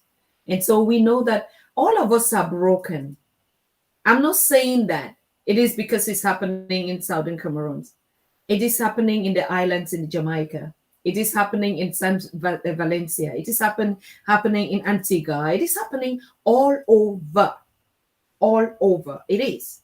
At one point in time, an African is affected. A human is affected in one way or the other. We have to keep awake. We have to stay awake. And that is the consciousness that we're talking about. We're too busy. We're too busy, yes, of course. And most of this busyness in this point in time is not really something relevant. We are bored. The world has nothing again to offer. Okay. And I think that's why African is really at the focus. That's why we're paying attention to all these things. You can imagine if you sit on your handy the whole day and you're just watching some movies and you put your headset, you won't even know what is happening around you. Right. And so, but the more we just are conscious to know that we have to watch our environment and check what is happening around us. That is the level of consciousness that we're talking about. So I want to thank you, brother, for coming to share this wonderful moment with us. I know you have a message for our mothers. They're watching you. What is it that you want to tell them? Yeah. Our mothers, I really want to tell you that we adore you. We recognize your strength, your power. We recognize you in the conscious community as the first manifestation of the Creator. That's why we all, your children, come to this earth through you. You are the gateway into this universe. We understand that you have the burden on your shoulders. You feel the pain of the ones that we are losing because they are your children, your progeny. You have been subjected to so much torture, suffering, rape. We want to assure you that we are with you and we understand you. And we have the responsibility to continue to protect you and give you the strength and the courage to continue to play the role that you play, the nurturer, the provider.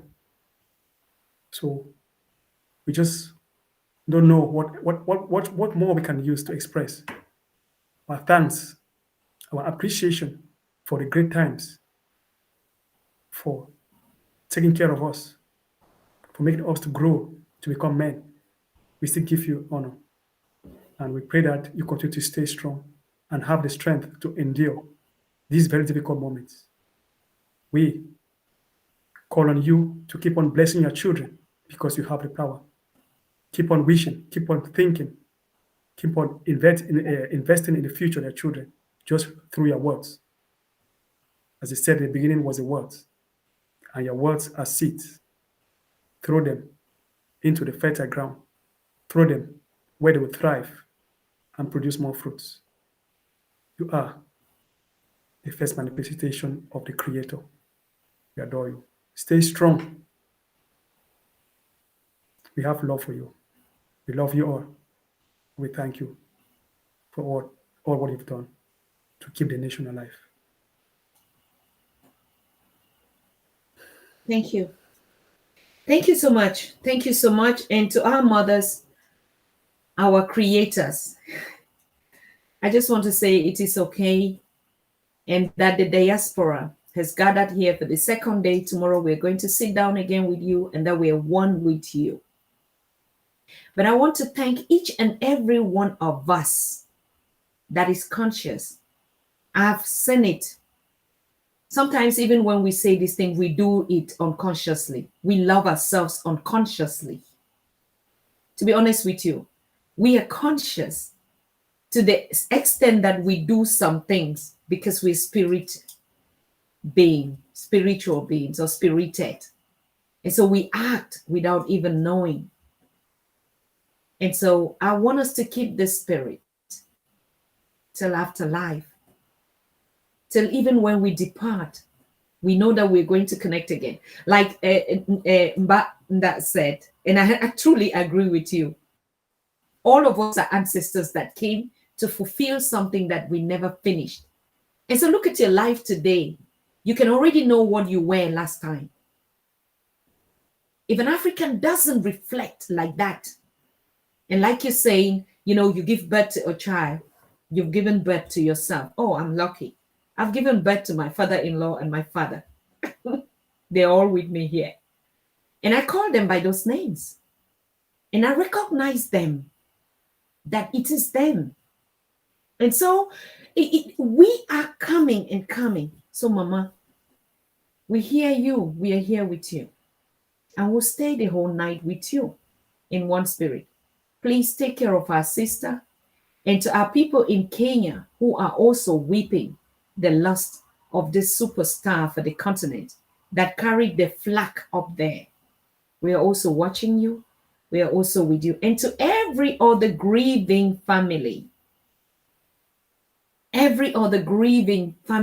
the planet, wherever you're grieving, wherever you just send off somebody, whether it was ready or not, or those that are even watching them going right now in the hospital bed, we want to send you this strength and love and said it's not over, because we also would just go through that. It is difficult, the flesh, to separate from the spirit. We do understand. And that's why we need to kill the flesh, the physical, and so that we thrive as beings. So death has no portion in our life. We're scared of nothing. And if you're not scared of that, like Mbanda said, then you're scared of nothing. And so you don't need to worry. You don't need to fear anything. We are fine. I want to thank you, Mbanda. And I want to say, may peace and the strength that God has given you to lead your people. And He just chose you. And it's not a coincidence. Continue to do it. I'm just tapping your back because I know your ancestors brought you for that purpose, and you're doing a tremendous work as a community man. I know you as a brother. I know you also as my teacher. You're the one that brought me into consciousness. You used to say those things, but I never thought until I was dragged into it a lot of years behind. So I want to thank you, and I will continue to appreciate you. Continue to do it. I want to thank Mega. Mega just contributed $50, yes, to our mothers to buy their savon and clean their rapas and their cabas, and to wipe the tears from their eyes, to say it is okay.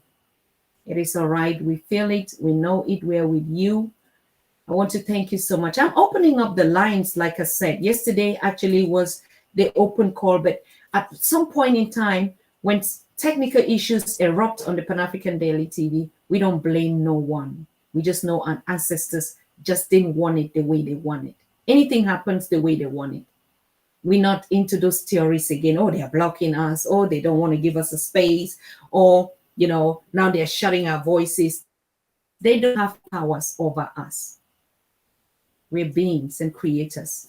Yes. So I want to thank you for donating whatever you can. But the most important thing, just send the spirit out there to each and everyone in your neighborhoods, in your community. And we are not going to be torn apart again, even after here. We know where we're going to, because we know where we come from. All right. So we're going to meet again here tomorrow. If there are no calls coming in, but if you have a call, you can see our WhatsApp number that is scrolling right there. If you want to say something or share something, what is it that we do at Cry Die, at a Wakekeeping, is we gather around, we console one another, we learn from the departed, we tell the stories of the past. Oh, my father used to say, my mother used to say, Mbanda has been doing here. Oh, my brother used to say, and let us give each and every one power. That's what Queen Ryla is saying. Sanovia, welcome. I was just watching the chat. I thought, oh my God, you're not here. Right. And I see you now. I thought I didn't see you before. I want to thank all of you that are watching. Honestly, it's the power, the energy. I feel it. We know it. And we see it. And we just don't want to forget. Mbanda, did you watch the program yesterday with Goddess Renata? Yes. Quite interesting. Are you getting me? Oh, yes, we do. Yeah. Quite interesting. I think she threw a lot of, how can I say, bombs, like a lot of information that needed to be deciphered, So it was very, very great. I enjoyed the discussion, and I think what I could remember, to me, the highlight of the discussion was when she was talking about the reptilians, And I fully understand what she meant by that. You know, personally, I haven't seen one, but I understand that we have humans among us. We can consider reptiles, just like what I was trying to explain in the beginning. If you do not raise your vibration above the third chakra, the third level of energy, what do? You are buried in materialism. You can do anything for materialism, for materials. That's what reptiles do. You know, it was a beautiful discussion, and I could resonate with most of the things that she conveyed. After that, I went through. We have a brother, is African Indian.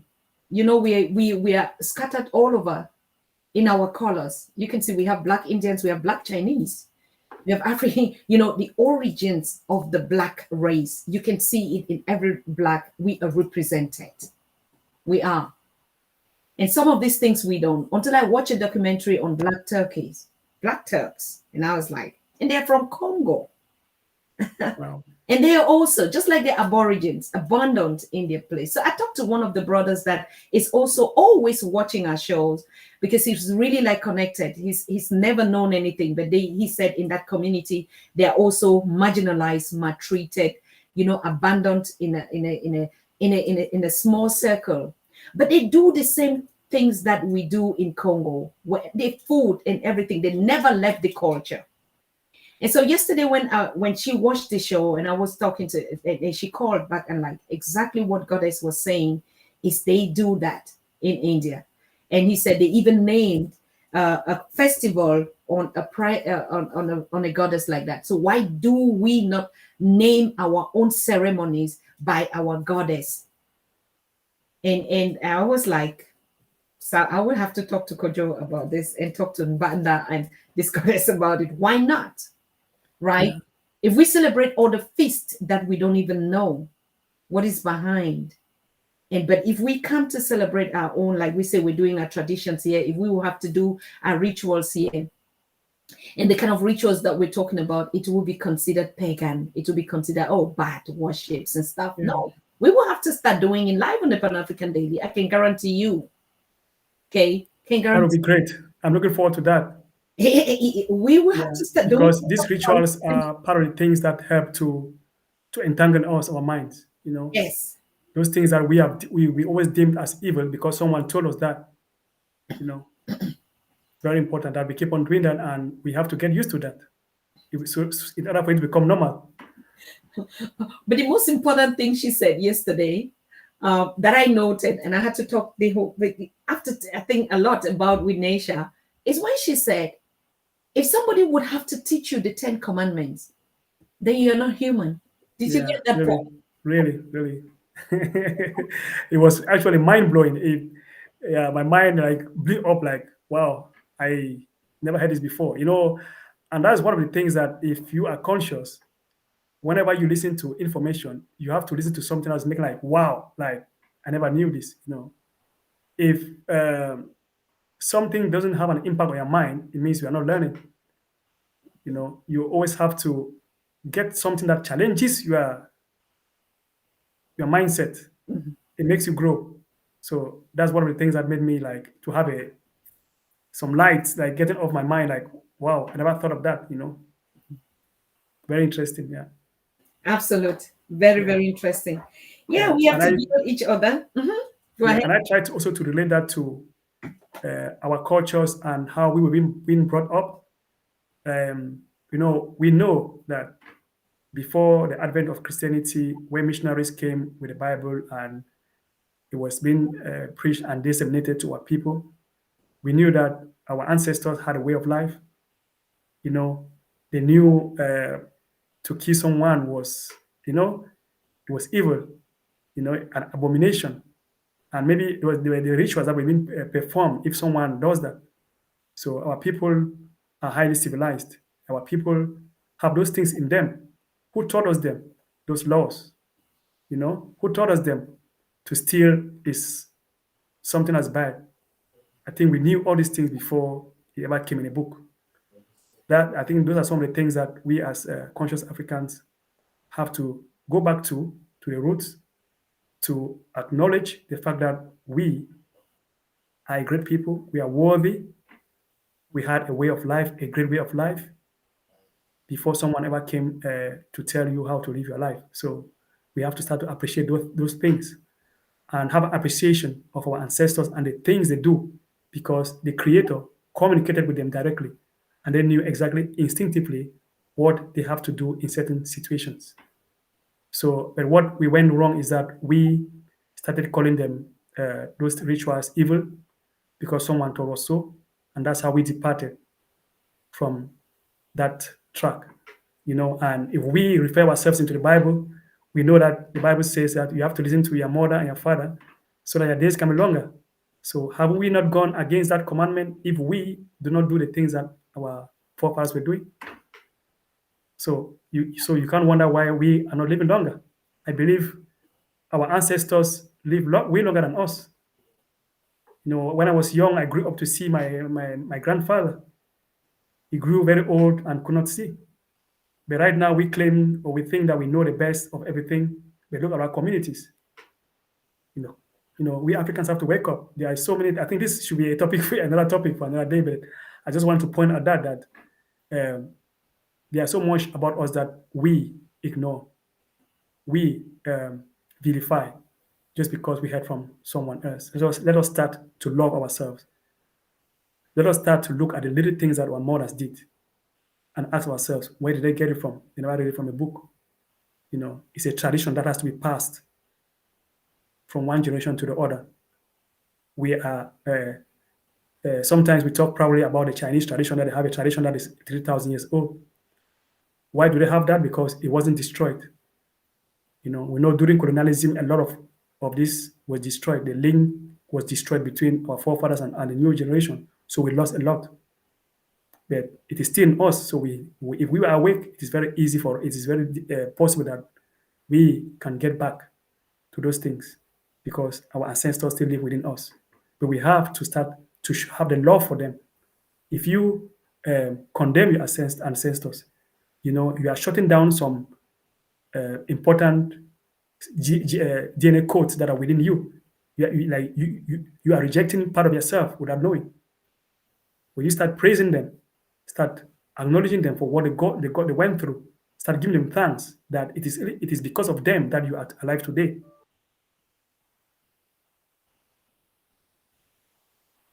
Mm-hmm. Are you hearing me? Are you hearing me? I can't hear you. You're freezing. I cannot hear you. Okay, it's good. All right. Okay. Yes, I think we're rounding up because we're actually, yes, even have an hour into, of course, we did start late. Like I said, it's our second day into the Cry Die African Months Have Fallen Heroes. And today we're talking particularly on Princess Kimora. Yesterday we did talk about Agnes. And tomorrow we're going to be talking about cleansing our land spiritually. Cleansing our land is cleansing our mind, is cleansing ourselves. How do we grow from just being a normal human to a superhuman? We have to grow spiritually out of our flesh, out of our physical into the spiritual. That is what we heard. Okay, Sanovia, I didn't hear him. He's actually cut off, I think, yeah. But anyway, I want to thank you. But one thing that I wanted to say before I leave us, and I want to give credits to our mothers, and they're watching. And I really just love this vibe that they're watching. They're here with us also. Is that, in the village or when we go back on the continent and you do something, when we bring this nasty attitude and so what developed civilization that we've learned, to corrupt our people, and you hear your mother would always say, who taught you that? Where did you learn this from? And they would tell you, keep your bad habits out of that. I hear this every time even when I talk to my mom now. She's pretty, in her 80s. But when I talk to her, she will always tell me, but how did you learn that? Sometimes even when I raise my voice, like, your voice is louder. Who taught you that? You know, it means we have nothing actually to teach our people back. Sometimes we are really the spoiled seeds that would think we want to bring development and engagement or back to the continent because we think they are in the dark space, and so we know too much, but we just know less, and we learn from the bad. As a matter of fact, so the normal spirit of coming together when one falls or one rises has always been our culture. When a child is put to bed, we celebrate, rejoice. It belongs to all of us. So a baby, like they say, it takes a village to raise the whole child. You will see even parents, you don't see anybody like it's mine, it's mine. You don't you even beg to greet a child, right? If it can I say hello, right? And so yes, that's not us. That's not us. We have to keep this culture, particularly like I said, we are implementing it on the Pan African Daily. We're not learning it. We're doing it. One dies, we're here. They give birth. If it's a birth of a nation, like we just here, I don't know, our heroes. We have to sit here and laugh and do the things that we do. In the American or in the diaspora community, they do this baby shower, even though now it's not really the way, or when marriage is being conducted that evening of the bridal shower, we do some of these things, go to the river, bathe the bride, pour palm oil, and we will wash her the whole day until she's shivering, because we used to believe that the gods of the water bring fertility, which is true. And we don't do it anymore. I mean, it's so sad our girls are going now into, and that's what we're talking about, the rite of passation. It's so interesting. And we need to do those things anymore. So, but now we know ourselves.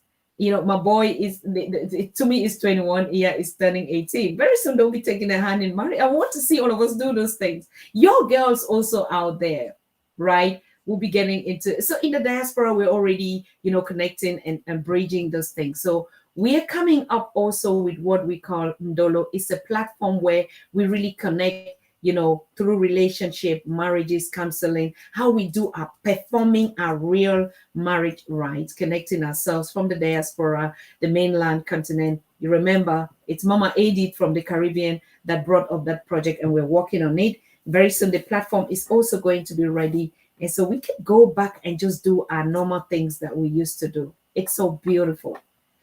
We love it. Create our rivers and walk in them, right?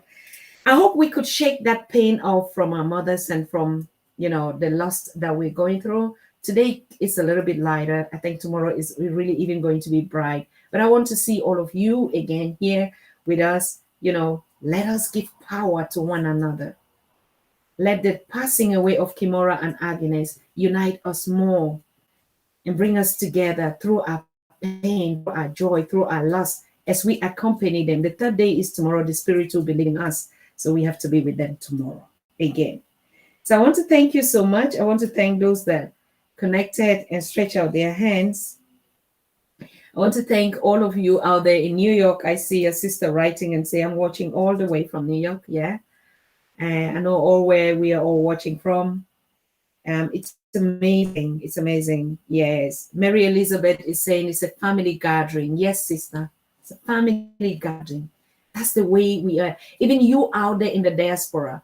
I mean, sometimes we even think on the continent, or because we come on the continent, that we know more than you. It's a fat lie.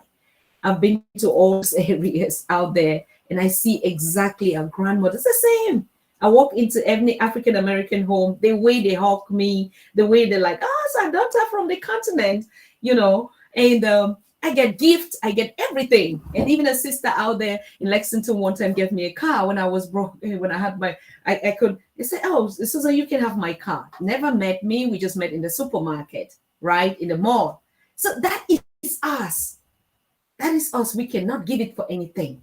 Never, ever. We will stay like that till after life, right? So yeah, Deborah, thank you. Deborah, thank you so much. You say we are global majority. Yes, we are global majority.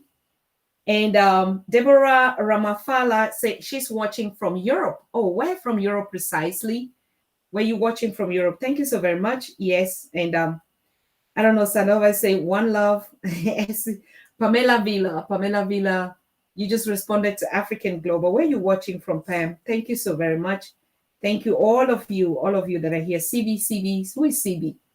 Who is CB? You better begin to put your real names, right? Or you give your AKA names. Do you know that Elder Robert is renaming and giving certificates? You can choose. I think they have a list of 2,000 African names from the kingdoms of Embo and all the southern kingdoms. So you can pick a name for yourself and you're going to get a certificate. You're going to get the name for your certification. And the Pan-African Daily is actually, they put our signature, and I'm so happy for that. So please, you better get your real African names and start putting them here so that I can be able to connect. So that we can be able to connect. Because I see CB here, I see Sun Temple. If Sun Temple is your name, fine. Why not? I relate you to the sun. Welcome. Thank you so much, brother, for sharing this day with people of Southern Cameroons, with our loss. Thank you. Yeah. And Mega C, thank you so much for your contribution. Thank you. Venekai, you see, Venekai, I think that's a name. DJ activist. DJ activist. I know who you are. Actually, you're always here. You're a prominent house member, from global family unit member in the house. But I miss some other people that we've not been seeing them for long. I just hope everyone is doing fine. Daniel Alface, you say Africa must be united. Thank you so much. Yes, we are truly that. We're united, and that's why we see ourselves here. Maisle, my God, the shortcut. I can really not just pronounce. Like I said, get your African certification names from Elder Robert. He's coming on the show this week, and he's going to be talking about that. Get ready to get your African names, and I already have mine. Is Amy F4. I don't know what Susan is still doing on my name for whatever reasons, but you'll be getting used to that. Masha Lawrence, thank you so much. Of course, that's the big brother in the house. And yeah, I hear people say they are the People TV. Thank you from wherever you're watching from. We appreciate you coming here. And I know the community in the UK are watching us too, in Europe, in everywhere that we are connected on this second day of our Cry Die. And do not forget to sign in tomorrow. Tomorrow is Sunday. Tomorrow is, like I said, the third day and then on Monday, the families now start going back home, and the immediate family will stay with her again, probably the mother or the auntie, the cousin, or even just a friend. They'll have to accompany her through for a month or two. That's how we do. And you see, they don't even ask, oh, what am I, I know they challenge that we having in the diaspora is not like them. We will not have to stay like that. How are we going to pay our bills? What are we going to do with the job? But we can do it differently. It is not the format. It is what we do, right? If I know that I'm going to be wakekeeping, for a sister, and I'm being the one that will stay on hand, and I just know I know that I have to connect. I pray with her, meditate with her, communicate with her. Have you eaten? What is your day today? That's it. Keeping wake on them. We are all sick, and we need to keep wake on each other. None of us is healed. Remember, don't pretend and don't hide it. Don't hide your pain. Don't cover it up. Bring it. Let's share together. Of course, we are one family. We are both that. I don't say my things to this because, they will gossip me. They will do. And so what? And what about that? Nothing. Come to the house. We're together. This is a family. Matamera. Thank you so much. You're always here. Thank you. Like I said, I really don't know how. Okay, are you back? What said?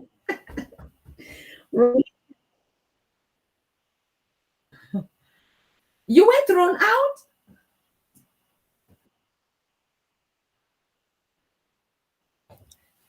Probably, maybe, I thought your battery run down because we were on. Nothing happened to us. Anyway, just say bye-bye because we're already rounding up.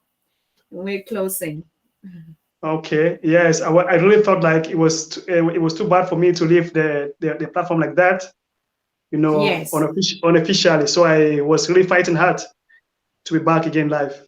So thank you so Okay. much. And before I say a final word, I would really like to thank you for the compliments you gave me. That I'll say, I come back to you and say the work that you have been doing on the Pan African Daily TV is so great. And the number of souls, the awakening is so valuable.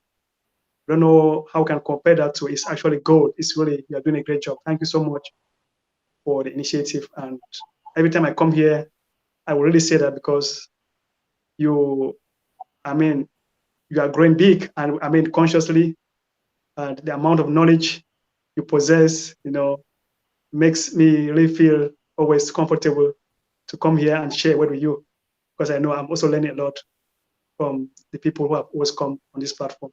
Great teachers, legends that our people back home in Africa and the diaspora really need at this time that we are transforming our nation. So I would just have to run off by thanking you and thanking all our African brothers, those back home and those in the diaspora, for the support for this cry die, for coming with us together to mourn, because that's what we do. And thanks to technology that we are able to do this, though virtually, but we know at this moment in time, spiritually, we are together to mourn our daughter that transisted, and to give courage to our mothers, those in Kenya, our families that are going through this difficult time. We continue to usher you and extend to you our condolences for the positive words that you should stay strong. We are in this together. We are one family. And as a closing remark, I would just want to send one strong message to my own brothers and sisters who are here in the diaspora, living a comfortable life and forgetting where they come from and forgetting the plight of our people, and that they should remember that we are people and that our people back home need us in this difficult time. We are together. We will never going to let them alone, and it should be part of our mission that we do whatever we can. We shouldn't be in slumber, because the places that we live here are just temporary homes for us. Our people back home are going through this difficult time. It is for us. So let us give them the support. Let us feel for them. Let us have that empathy. And that's what we have to do as Africans. Thank you. Thank you very much, Banda. Thank you. Thank you for those words of encouragement. Yes. All right. So we gather again here tomorrow, same time, for the third day of the cry die. Remember to say the word well, cry die. Okay. And I just say it the way it is. Cry die. Yes, you can just put the words together, and we'll be breaking some of these pidgin words so that you really know. We describe the situation, the tradition, the way they do it, the way it is. It is called die. So if you go out there now and your friend was, what were you doing? Just say, I was at a cry die in Southern Cameroon. Okay? Anywhere you are now, tell your neighbor, tell your friends, or you'll be going out tomorrow. We were at a cry die in the compound in Boya, Southern Cameroon. Thank you so very much. And we thank you. We're grateful. We see ourselves tomorrow, same time. Bye-bye. Bye-bye.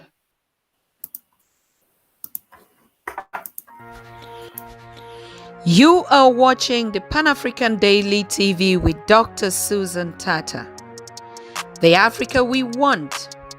Unity, consciousness, our culture, our spirituality, our history. One Africa for Africans worldwide. Motherland's calling its diaspora home. Join my voice. Join my team. Join my campaign. Campaign 21 hashtag 1 million subscribers on the Pan-African Daily TV YouTube. Be a volunteer. Apply now.